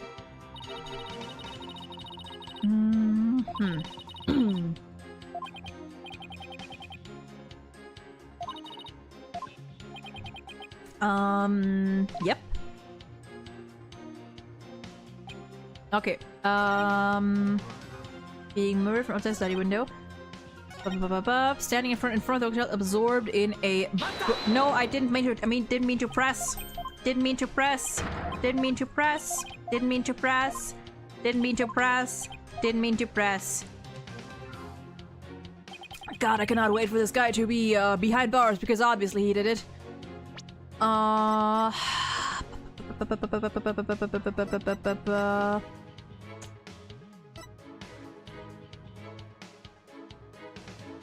Note the bookcase large with... wait, no, that's the wrong statement. Okay. Absorbed in a book. Ha! Ha! The doctor was standing in front of the bookshelves, absorbed in a book, you say. I'm sorry, but it seems your testimony is completely unreliable. That's quite a bold statement. Well, let's hear you back it up. I challenge you to prove that I am anything but 100% reliable. How many hours do you have? It would be my pleasure. Lately, it seems the doctor's eyes had gotten so bad he needed reading glasses. However, his reading glasses were over on his desk. So you see, there's no way he could have been reading in front of the bookshelves. I'm sorry, Mr. Attition Wimperson, but I'm going to have to ask you to explain this discrepancy to the voting public. Don't gagagami. Yeah, like, there's no need to prove he's not reliable. Literally, look at it. You what? I'll explain it, you lowly cur. I simply made a mistake, you see. The doctor was actually sitting at his desk when Mr. Rebel hit him over the head. Well, that's even easier! But then the doctor would have been facing him. Surely he would have seen him and tried to run. Dr. Buff was nodding off. I could tell because his eyes were closed and he wasn't moving. Sounds more like what you would do. Then how do you explain the fact that he was struck in the back of the head? Isn't that something that should be impossible from the front of the desk? Oh, about that. He bowed his head when he nodded off. That's when he was clobbered. Ooh, that's what you... Sounds like a perfectly reasonable explanation. Nope, because there was a bookshelf there! You got a problem with the proposal? There's a big problem. A bookshelf-sized problem. A very big problem. The witness's statement doesn't hold up under the slightest bit of scrutiny. Is that so? Then will you please show this court what evidence you have to justify this? Gladly, Your Honor. This shows the problem with the witness's claim. Bam! A diagram of the study. Mr. Attition Wimperson allegedly viewed the murder from here. And the doctor was allegedly nodding off here. Behind me. You can't see it, no matter how I move, but he is right behind me. But from his vantage point, the bookcase would have blocked the witness's line of sight. Why, yes, I believe you're right. But... What? The fact remains my client knew that the suitcase was the murder weapon. So he definitely has first-hand knowledge of the crime scene. Why, Felix, you are correct in that. Yes, he does. I'm afraid I have to agree with you there. But then we have to ask ourselves, from what vantage point did he see the murder? What are you insinuating, Mr. Justice? From what vantage point could Mr. Attition Wimperson have seen the dozing doctor?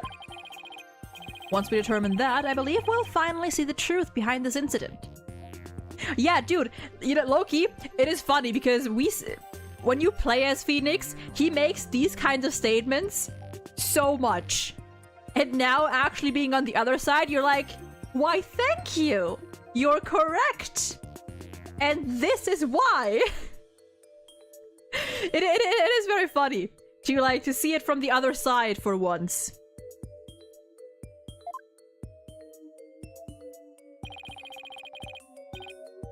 The witness saw the murder from right here. Here or there or here. Like inside, just inside. You've got to be kidding.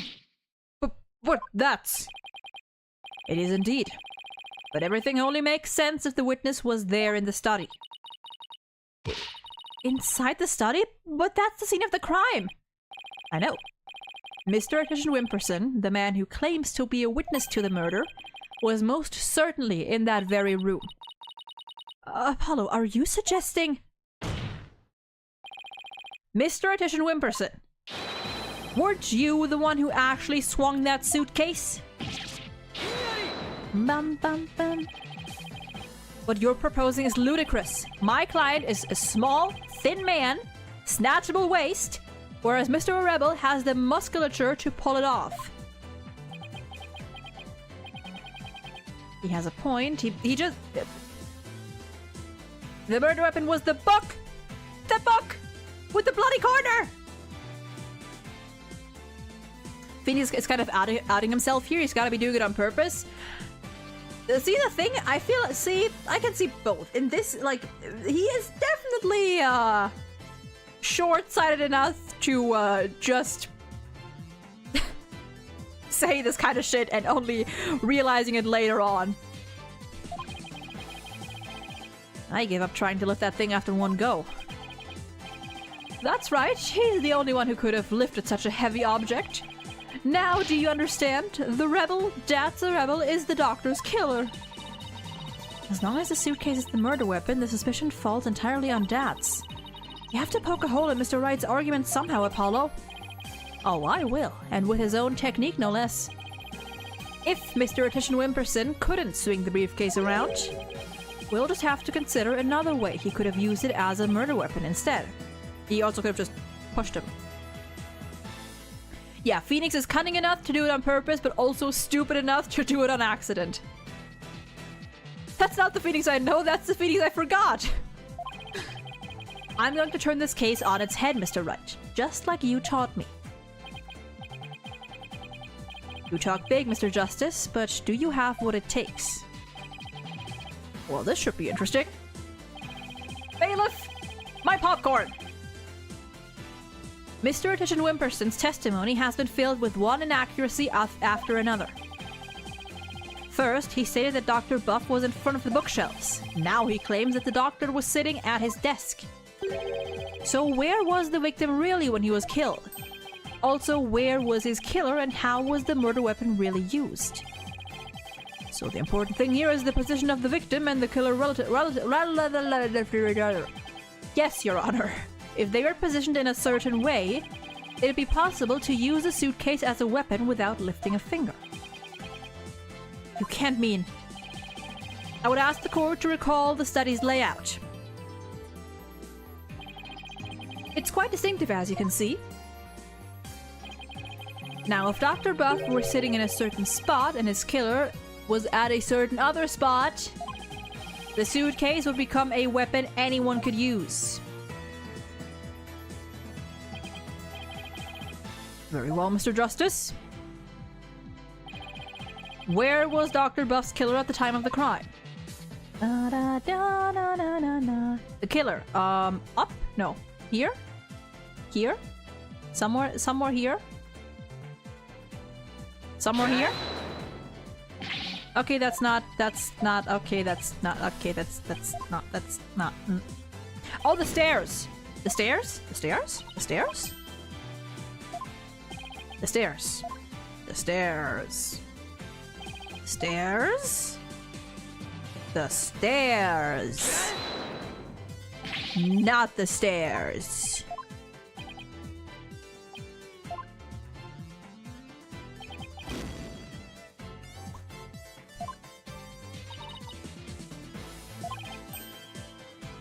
I mean, the idea is like, yeah, like that's the only, like, that's the last point that I can think of is like just from up here. Okay. Oh, that's... This should wrap things up nice and pretty for you, Mr. Wright. I would ask the court to recall the study's layout. At this time, instead of thinking in 2 dimensions, let's think in 3. Only then can we clearly see the killer's method at work. 3D! Okay, yeah, that makes sense. The killer didn't have to swing the suitcase. If he used gravity to his advantage, that is.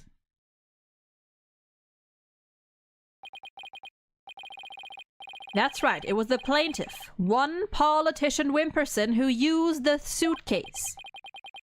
He pushed it from the 2nd floor. Whoopee out. And sent it hurling down onto Dr. Buff, who was sitting at the coffee bar. Although I will say, speaking of gravity, wouldn't the suitcase kind of like turn? Depending on where the heavy part lies. Actually, never mind. Never mind. Well, I guess it works.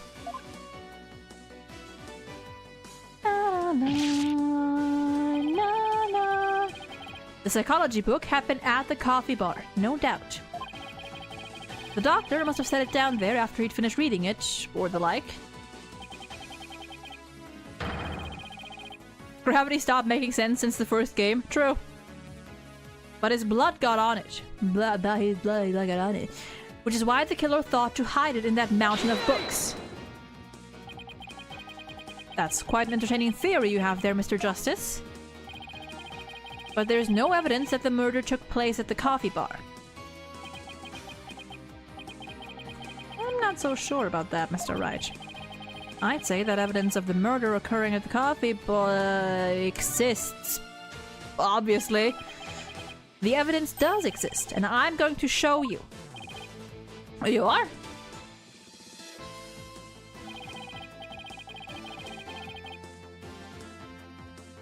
That the murder took place. Oh, the book.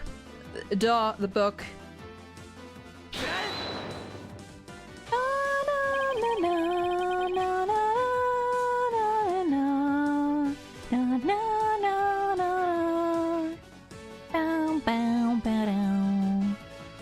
This brown stain was determined to be coffee. What's more, it was still a bit damp when we saw it yesterday morning. One look at this book speaks volumes, I'm afraid, Mr. Wright. It tells us the doctor was having a cup of coffee at the coffee bar. That's when the suitcase came hurling down, striking him on the head, causing both his blood and his coffee to splatter onto it.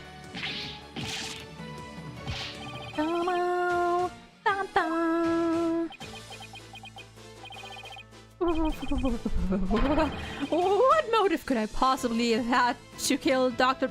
Oh, that's the easiest one. Final excuse cornered killers are so fond of. Well, the doctor never returned your crystal to you, did he? Instead, he hid it in the cave ruins. Yes, his last name is Attition Wimperson. Telling him that the Defiant Dragons were a dangerous bunch was a huge blunder. All it did was make him hide the orb. Your lie came back to bite you in the end. Even worse, the doctor saw the news reports, so he knew the relic was the Founder's orb. Being the conscientious researcher he was, he knew he had to return it to its rightful place. And that meant keeping it out of your hands. You were so angry that he refused to return the relic to you, that you killed him with your own hands. Isn't that right, Mr. Attition Wimperson?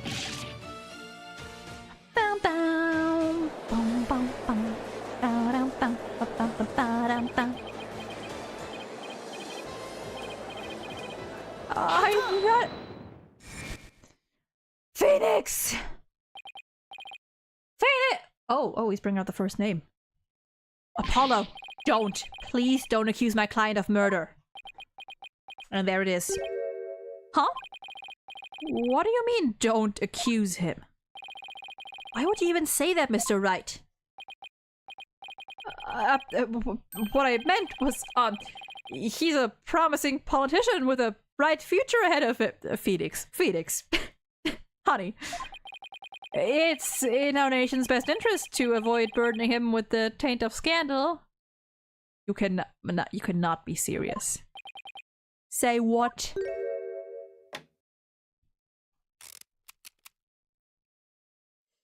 Oh, the gallery isn't gonna like this one.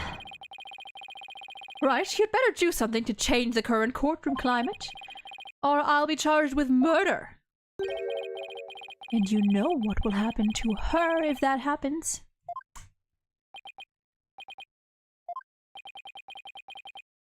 There we go. What's he talking about? Well, I can ponder that later. No, I feel like you... No! People! If an accused suspect, anyone, is making a threat in court, that is not a situation where you just go, I'll think about that later. I'll try to figure that out. No! No! It is very clear he's blackmailing Phoenix. You should speak up about that right now. Like, right now. Like, right this instant. I'm going to yeet a chair to the courtroom, I swear to God. Sarge, I'm sorry, honey. I'm gonna have to borrow your wheelchair. Can I borrow your drone for a little bit? Mr. Wright, you can't possibly believe that Mr. Rebel is the real killer. Are you really going to send an innocent man to prison? I thought you were better than that.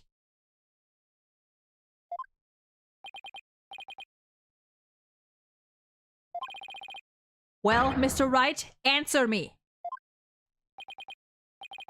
I'd be doing... Oh, honey. Oh, honey. I'd be doing the Von Karma breakdown if I had a wall nearby. Please don't. I guess this game is sadly realistic. Is it? Is it? Mr. Wright? What in the world's going on here? Athena knows. If you won't say anything, then... Mr. Attention Wimperson, the defense hereby accuse... Athena! Can't someone just say what's happening?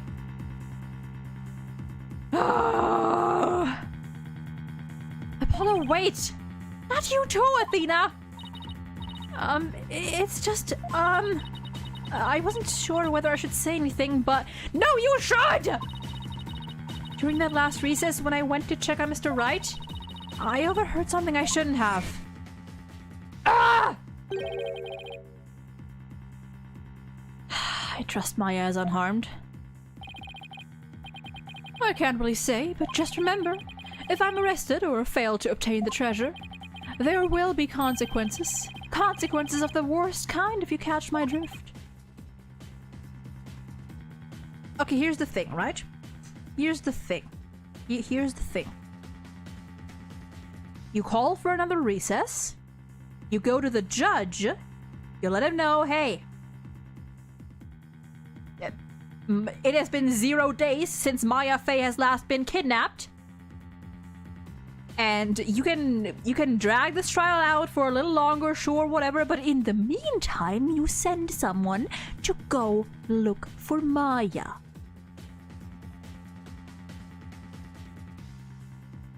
Or you take the politician and you throw him against the wall and you ask him where Maya is. Even better, do it on like a face-to-face conversation, no witnesses, so he can't contact anyone. Pat him down, put him in a room, talk to him alone, so he can't contact anyone, but there's also no verdict, no nothing is happening yet. So he can spill beans on where Maya is, and you can go back to court. Like, you have options here! You have options! Where is Gumshoe?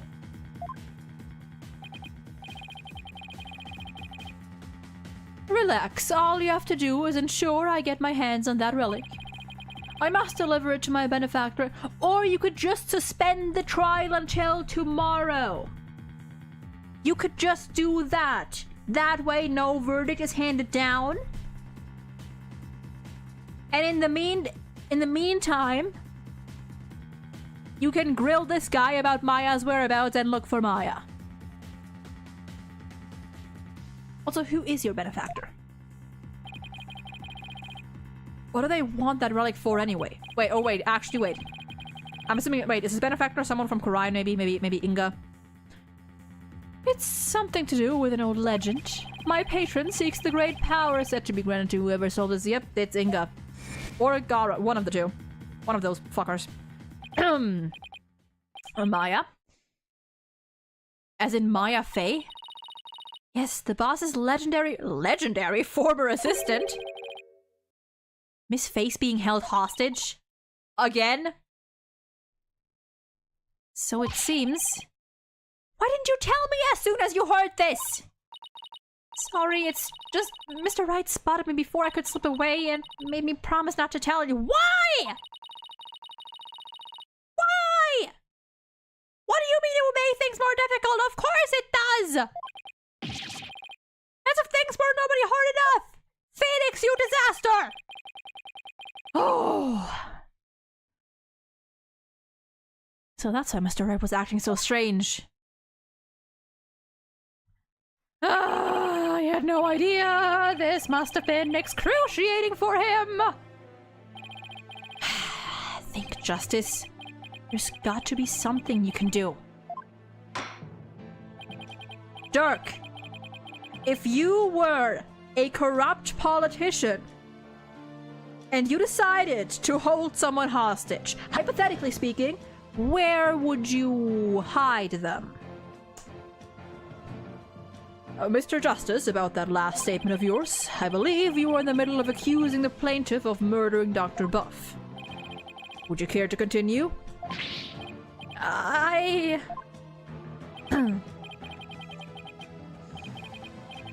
Oh...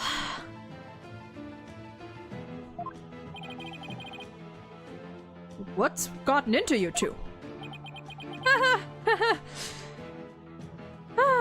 Hey, Your Honor! Judge! Your Honor. Doesn't this remind you of anything? Both sides, I mean, it's not the prosecution and the defense, but both sides of the court, like, being very hesitant to accuse someone of murder. Both of them looking very distressed. Does this remind you of anything? Like, I don't know, a similar scenario that may or may not have transpired in the past? Also including Phoenix? Nothing? Not nothing? Oh, okay. Okay. If I accuse that slimeback, I put Miss Faye's life in jeopardy. It seems you finally caught on. I am far too important to be accused of murder. After all, our nation's future rests squarely on my shoulders. Either I give up, or... Wait, do we get a choice? Do we have a choice? Once I present the crystal to my patron, my victory is assured. Then one day I'll become president and then king! I'll have every politician at my command now retract your accusation. Wow, just mask off, huh? Just completely mask off. Alright, Donald the Titian.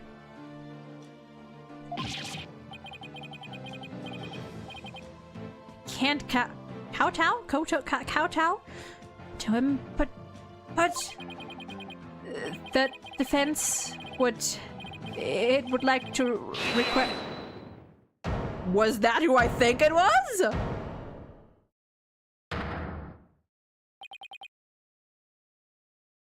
Apollo? Hey, girl. Dirk? I don't know what's going on here, but a lawyer should never look the way you do right now. With defeat and resignation written all over your face.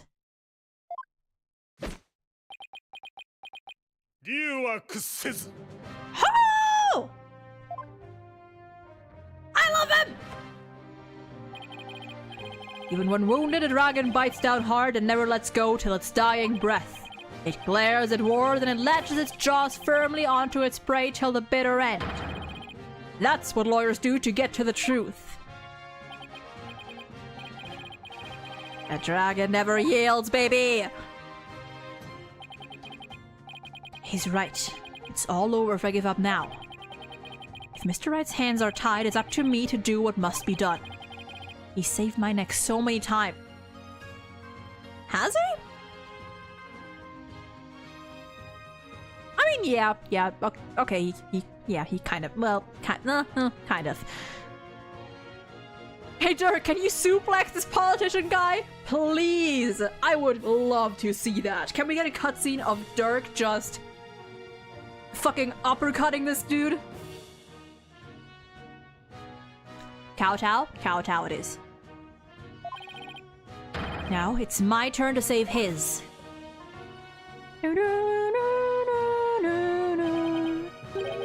Dirk, thanks for that wake-up call. Huh, now that's the face of a lawyer you've got there, son. Where there's a will, there's a way. And I'm going to find the way to save Miss Faye and see that justice is served. It is time!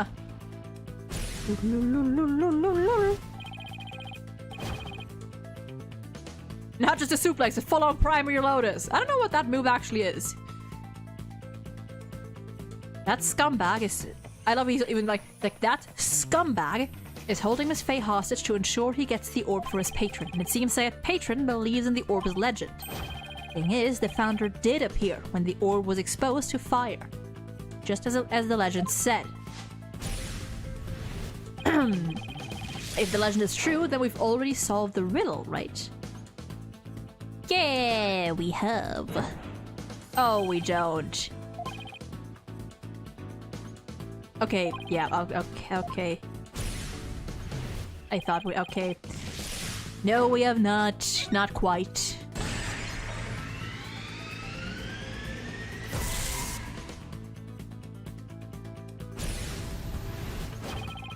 The legend says the founder will bestow great spiritual power when she returns. But if that's true, it means we haven't solved the whole riddle yet. But how can that be?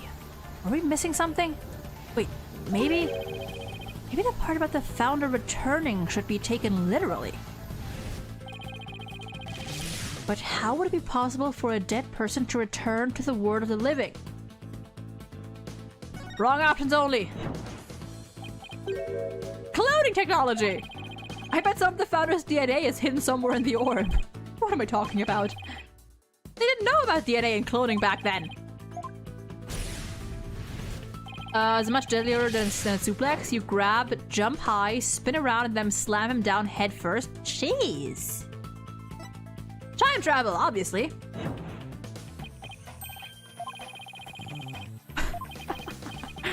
Wait, what am I saying? Maybe I should cut back on the sci-fi movies.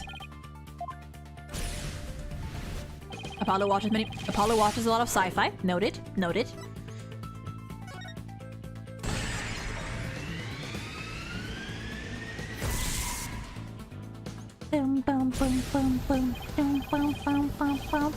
Well, I know there is a way for the dead to return. Spirit channeling, and when you have her face. Of course, you'd have to know what the founder looks like first. But the orb has revealed her face to us, so what if it's a sign that we should channel her?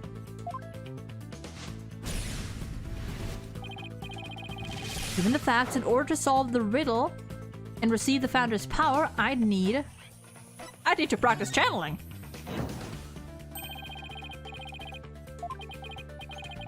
Wait, it can't be that easy. And if I ever did become a medium, I wouldn't need the founder's power anymore anyway.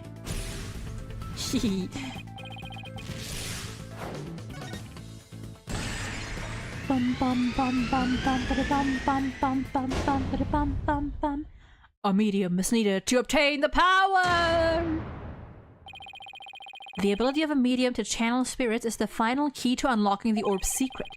That means Mr. Attention Wimperson's patron will need one too. And once that slimy politician realizes that, he won't be able to lay a finger on Miss Faye.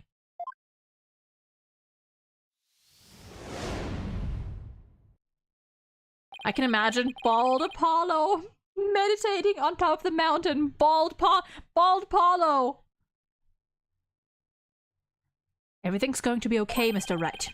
Because Mr. Politician Wimperson can't afford to harm a hair on Miss Faye's head. Huh? Mr. Attention Wimperson, it seems you've chosen the wrong person to take hostage. You hear that, Judge? Take hostage!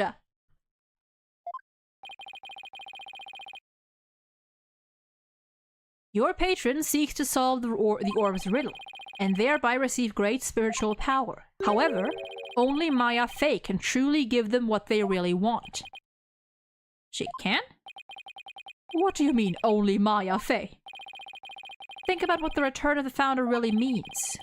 We should have considered it more literally. After all, the orb was made in the kingdom of Khura'in, the birthplace of spirit mediums. I think I see now. You'd need to know what the deceased looks like in order to channel them.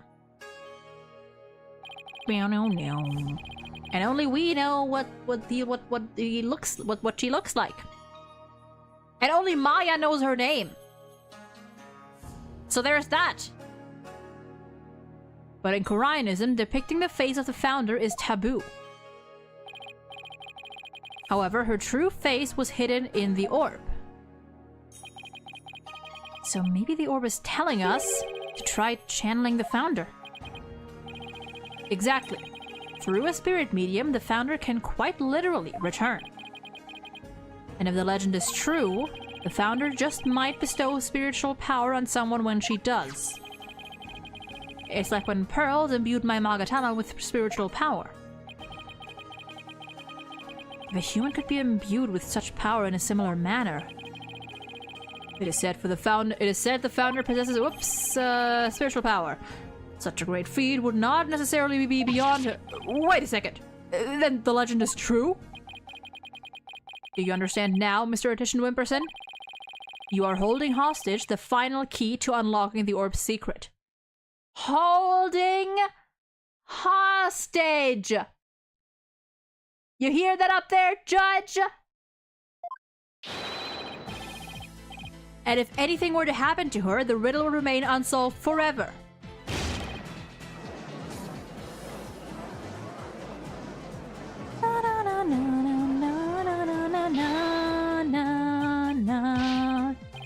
There's always Pearl Faye. I could simply ask her to help. Well, number one, why would she? Number two, she doesn't know the Holy Mother's name, so get fucked. If she wants money, I have plenty to offer. She's not the kind of person to be tempted by material gain. And she certainly wouldn't help you if anything were to happen to her cousin. Or maybe you'd like to go ask the Queen of Khura'in to channel the founder for you? He could, but he'd probably get executed for requesting such a thing. It's over. Now confess, you killed Dr. Buff, didn't you? It wasn't supposed to end this way. Mr. Attention Wimperson, are you admitting to committing the crime? What was that about a hostel? About a... What was that? What did you say? Hosting something? You're my lawyer, right? Do something! It's true that I'm your lawyer, and as such, it's my job to defend you. However, defending my client isn't the only duty a lawyer has. There's something else that's equally as important. She's been taking hostess. And that is finding the truth. What? Mr. Attention Wimperson, you have sought to twist the truth in the dirtiest of ways. I was complicit in your hostage taking,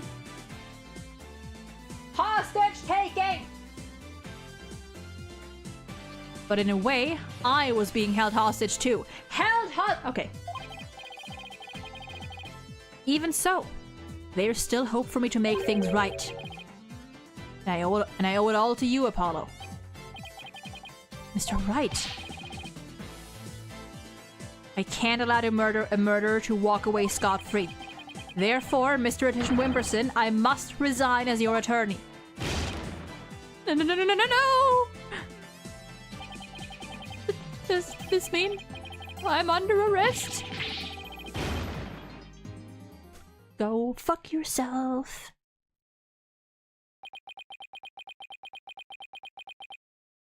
Do we get a breakdown?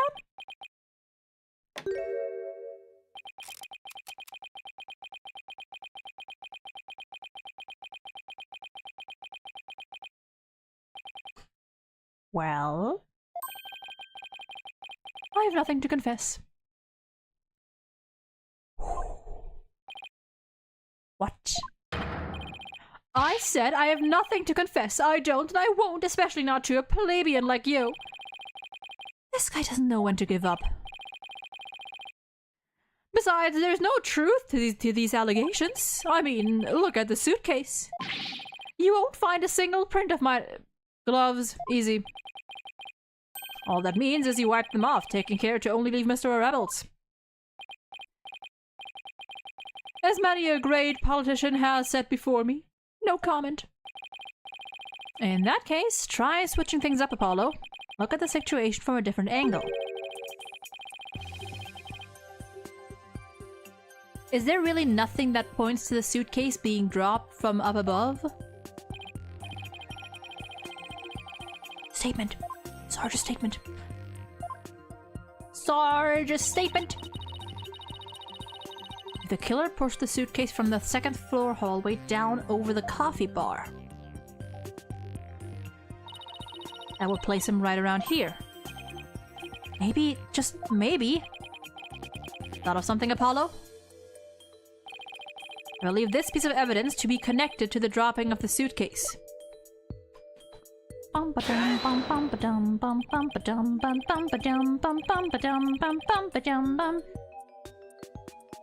That appears to be a statement, but how was it related to this case?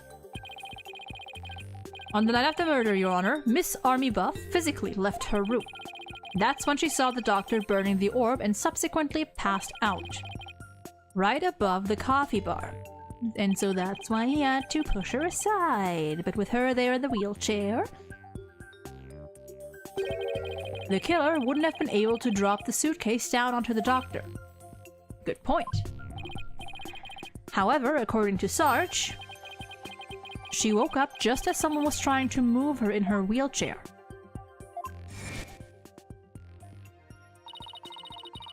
Yep.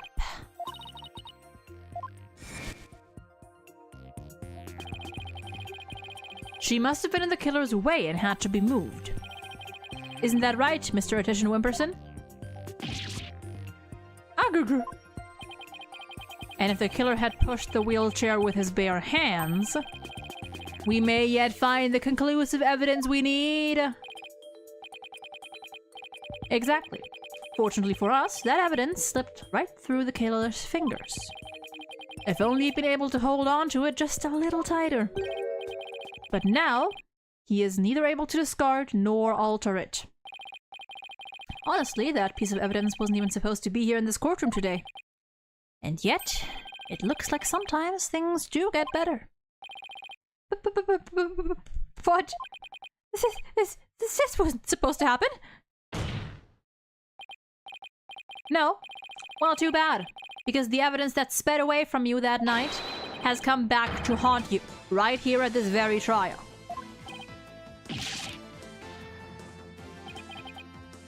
Your Honor, the defense's final piece of evidence is on this person, Trucy Wright. She has hidden the wheelchair in her panties.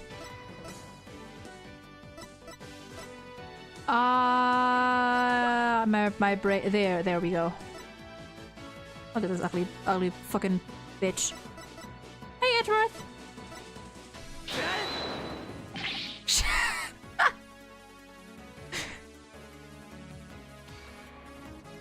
You heard me! It was Trucy! That's... On the night of the murder, Sarge passed out, only to come to and find that someone was pushing her wheelchair. That's when she fled back into her room.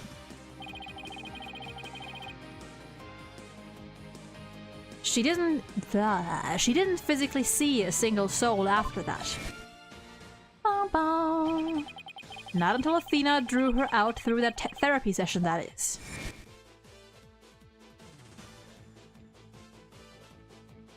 What the f-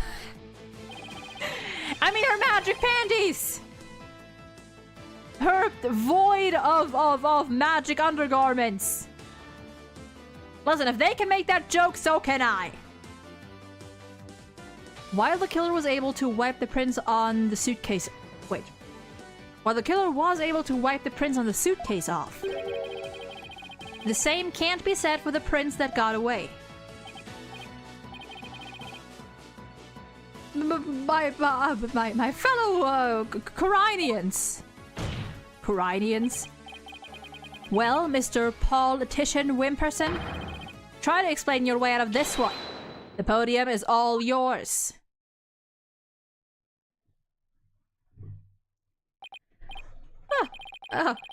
Politician, savior of Corine. I am not a crook. My political career, it can't end like this. I'm destined for great things. Something's wrong. This isn't real. It's a dream. No nightmare. Oh. Huh? What?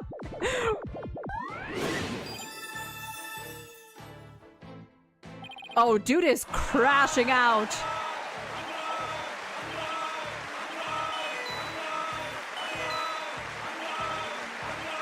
Wait, what? No. Please. Wait. Don't go. No, please. What?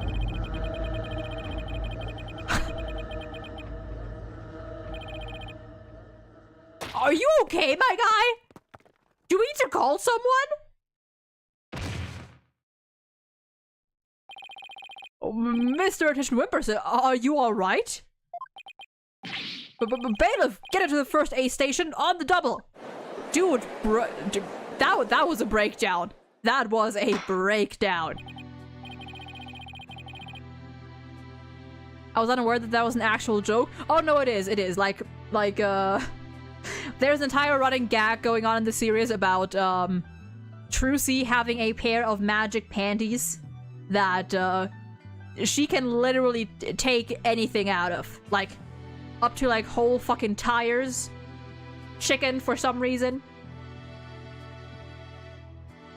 It's better that he's not okay. You know what? Fair enough. Yeah, like Trucy's magic panties are literally just like a black hole. They're just a void. Yeah. It's first brought up in case 4-2, and then it's every now and then they just pop in with it. Well, this was yet another unexpected turn of events. In light of everything that's been revealed, it seems the relic is indeed the Founder's Orb. And it seems Mr. Politician Wimperson can be considered a suspect in Dr. Buff's murder. Apollo, I want to thank you for everything. Thanks to you, I didn't have to keep bending the truth. I don't know what I would have done without you. Aww. Don't mention it. Trucy is the culmination of cartoon logic. Honestly, kind of true. Trucy has every main character's in-game inventory. You're amazing today, Apollo. She has every Link's inventory. Well, I couldn't have done it without Dirk.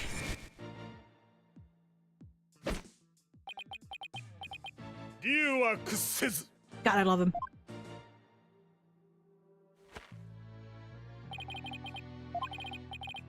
Well, yeah.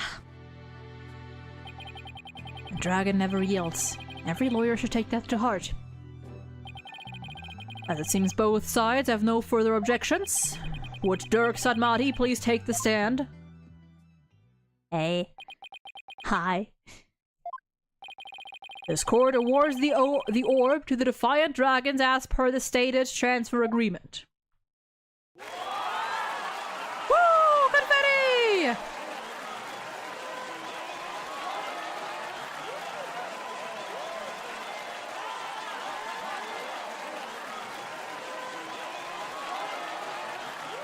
You know, at least we know that even if they won't show us Gumshoe, even if we can't see him, we know he's there because it is always him throwing the confetti.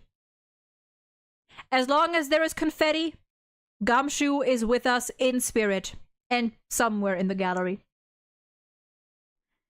Should the Kingdom of Khura'in claim ownership, the matter may have to be deliberated in the court all over again.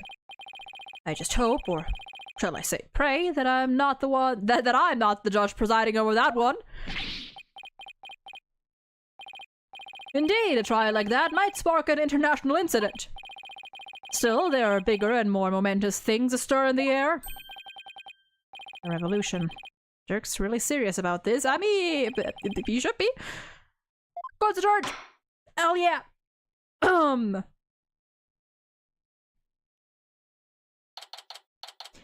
May 17. District Court. Defendant. Lobby number 3. Nice work, son! We've finally broken through the last obstacle on the road to revolution.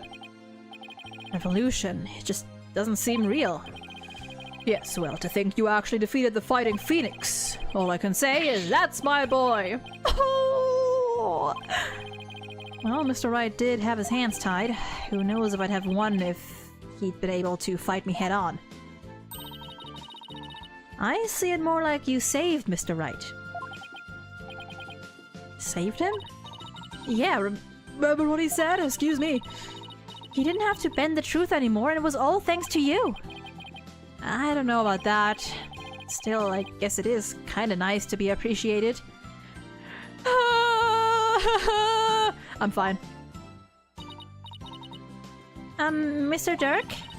Now that the Holy Mother's face has been revealed, are you going to have a spirit medium try channeling her? I, for one, would love to see the return of the legendary founder.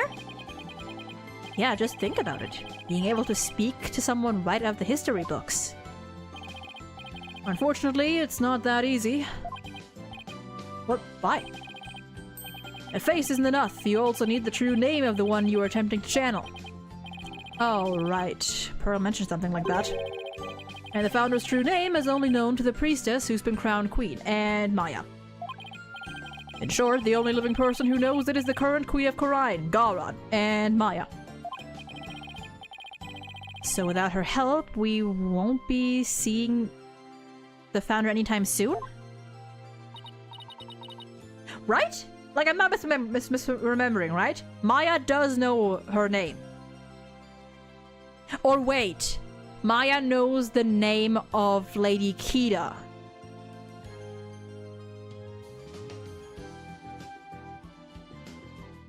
Right? Or was that how it was? That might have been how it was. That's so fun. Updated.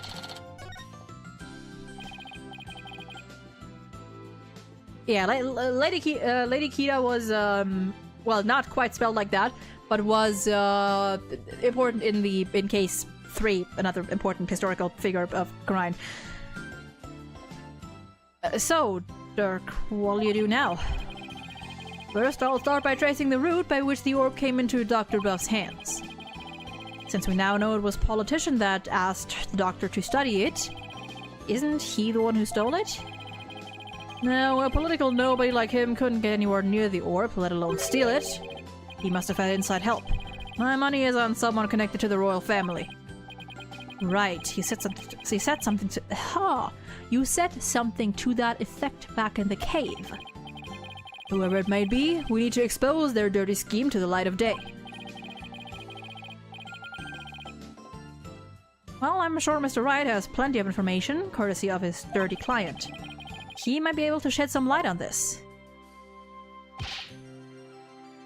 Private justice! Oh, we're back. Okay.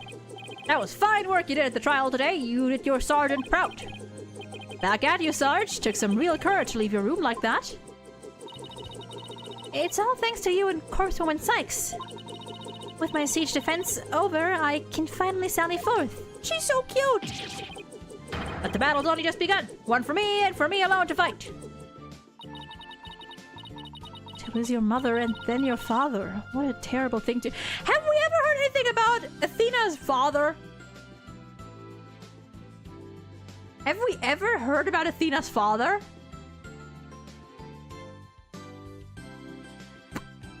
I'm trying to think.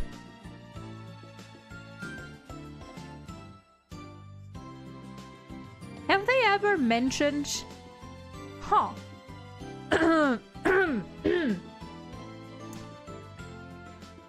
Have we ever heard about half the cast's parents? We know about Trucy and Apollo's. We know Athena's mother. We know Edgeworth's father, at least.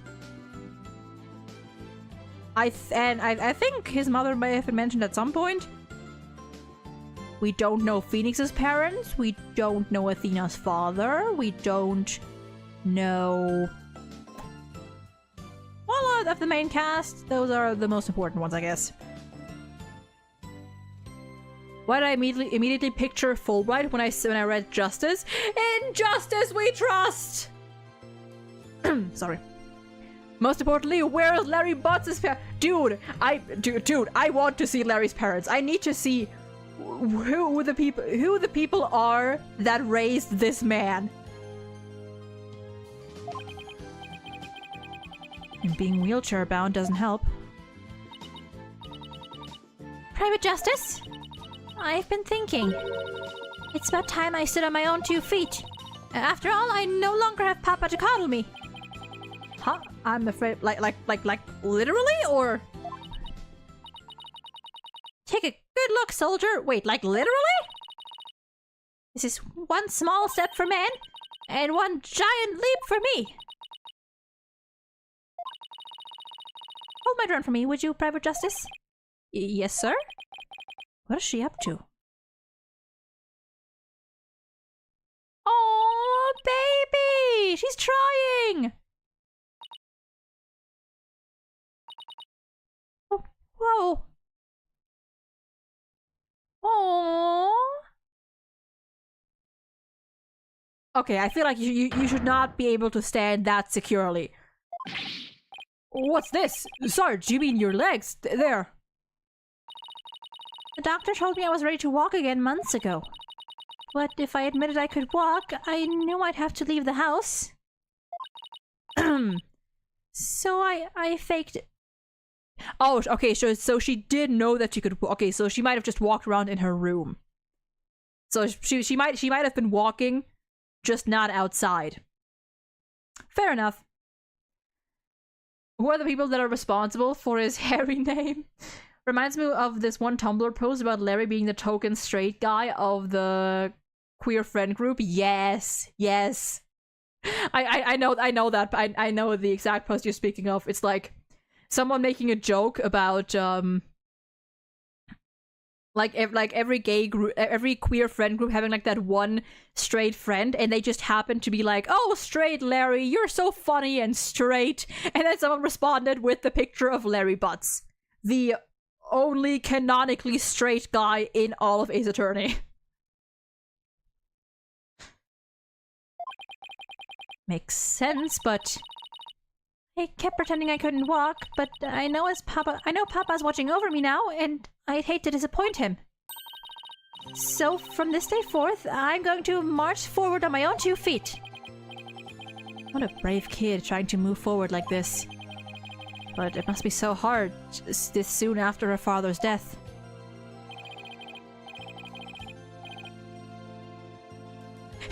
He's straight. That's why I love that guy. In a friend way, I'm straight too. Yeah, I do think it's funny. I do think it's funny that like that they really went and like actually they actually for once confirmed a character straight. Like, in all of Ace Attorney, you can make the point of, you know, like, oh, this guy is into women, or this woman is into men, or whatever, but, you know, it's not exclusive. It's not exclusive, you know, bisexuality, pansexuality, demisexuality, it all exists, but the fact that Larry is the only confirmed straight guy just because he was like, but listen, dude, I know you're Phoenix, I know you're an attractive guy, but I'm just not into guys. I tried. The fact that he says he's tried is so funny. It's so funny. I need to wait. Can I Is Gumshoe straight? He never said he is. Honestly, I feel like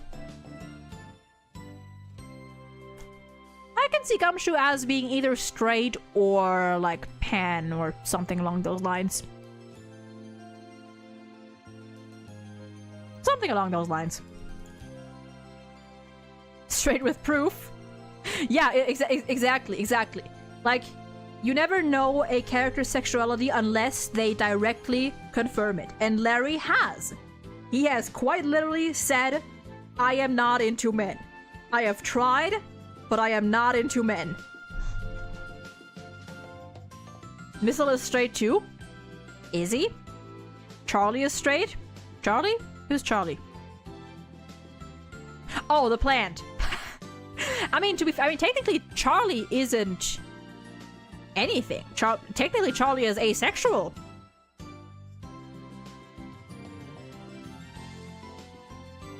Well, don't you ever stop. You just keep on walking, comrade. Comrade! Stay brave, because there will be days when you'll want to stop. But I have faith you'll find a way to muster the strength to push through them. Yeah, you can do it. Hey, Daddy's back! Oh, well, you don't look happy, Phoenix. Mr. Wright! What's that look on his face for? I mean Charlie is straight like a plant, didn't mean as a general. Oh! You know what? Yeah, in that way, yeah, he is literally straight. Oh, Apollo. Is everything alright with Miss Faye? She's safe for now. Well then, we'd better go save her, quick! Where is she anyway? I'm afraid I have some bad news. Huh? Maya's not here in the States. She's still in Khura'in. And she's still being held hostage by the mastermind behind this whole thing. That's right. Politician Wimperson was nothing more than a pawn. Maya's true abductor is in the kingdom of Khura'in. What? I don't understand, Mr. Wright. What in the world's going on over there? But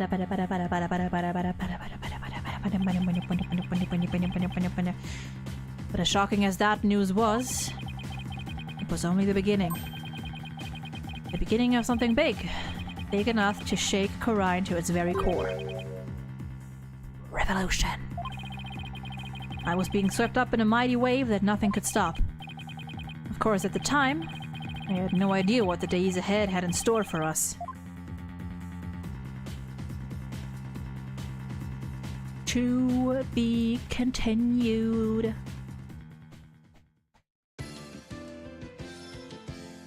Please let Maya be the savior and Phoenix be the victim in the next game, spin-off, crossover, whatever. Honestly, yeah, that would be very nice. Okay.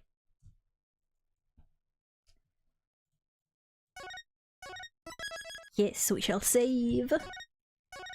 Whoops. And that is where we'll stop for today. I have no idea what we're gonna be doing tomorrow. Maybe we'll do some Ace Attorney. Maybe we'll do mixed. You know, maybe we'll do some mixed stuff. I don't know. Maybe we'll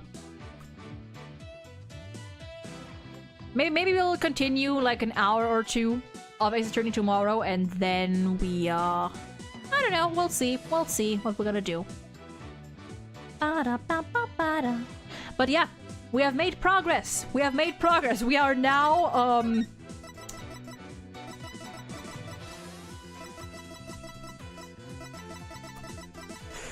we are like 40%. Well, nah, that's generous, I think. We're like a third to 40% through this case. Like Phoenix trapped in the spirit world and Maya has to find him or something? Bro, that would be actually very cool. Politician is now dead. I don't want to imagine him in prison. Hooray! Let's go! And with that, we shall call it for today. My voice is fading, as you may be able to hear. Or not, I don't know. My dinner should also be ready pretty soon. If not, then I'll tell my granddad to get on with it because I am frickin' hungry. I thank you all for being here today. Hope you enjoyed yourselves. Make sure to follow the Blue Sky, Twitch, YouTube. We have memberships if you want to enable my nonsense further for €2 a month. Feel free to do so. I don't really have anything to offer yet besides members, like early access to videos, certain videos. But we're gonna have more stuff soon. As soon as my new model's done, we're gonna have more stuff. We're gonna have emotes, we're gonna have members only live streams, we're gonna have fun stuff. Yeah, I don't know what we'll do tomorrow yet. We might do like an hour or two. Maybe honestly, maybe I should do that. Maybe I should like. It's the reason I don't usually want to do like kind of like half streams is because on YouTube I would like kind of have to like work to like cut them up. Like, I don't want to have like an Ace Attorney stream with a thumbnail and then have only half of it be Ace Attorney and the rest be something else. I have to figure out how to work that out. But maybe I feel like maybe I'll start doing that. Maybe I'll figure out how to do that, and we'll probably be able to, because I think what's holding me back from like getting through this game as fast as I could is just the fact that like I have to prepare for like a full-on like 2 to 3 hour at least stream, and I feel like if I could split it up into like an hour here, an hour there, we might get through this faster. Yeah, true. I could do like half and half. True. I'll figure something out. Did I seriously arrive and you're going? Yes, you did. We're just finishing up. But yeah, maybe I'll do that. Maybe in the future we'll have like more half and half streams where we'll have a little bit of Ace Attorney and then a little bit of something else. I feel like that might be better. That might work better. Editing shenanigans. Yeah, I'm still in the process of editing. I actually finished the second part of the tier list video. It's gonna be out like I'm gonna upload it right after the stream for members, and it's gonna be out next week for non-members, for everyone else.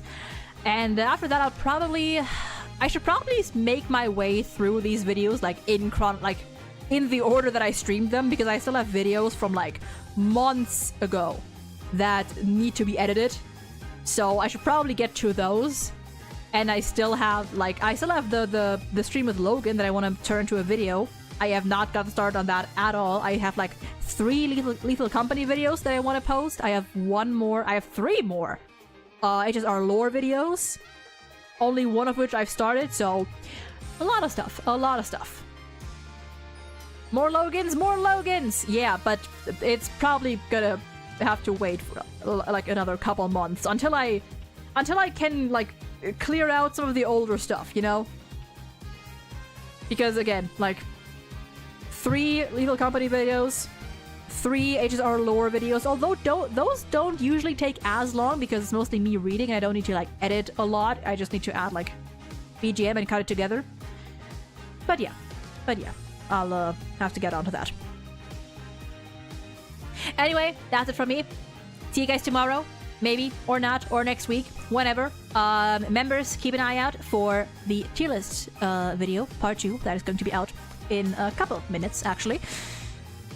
Actually, no, because I think I still need to make the thumbnail, but today, and non-members, you're gonna have to wait till next week. Anyway, hope you all have a lovely rest of your day and night, or whatever time it is for you. Stay safe, y'all. Take care. And I will see you again someday. Maybe tomorrow, maybe next week, maybe another day. Bye-bye!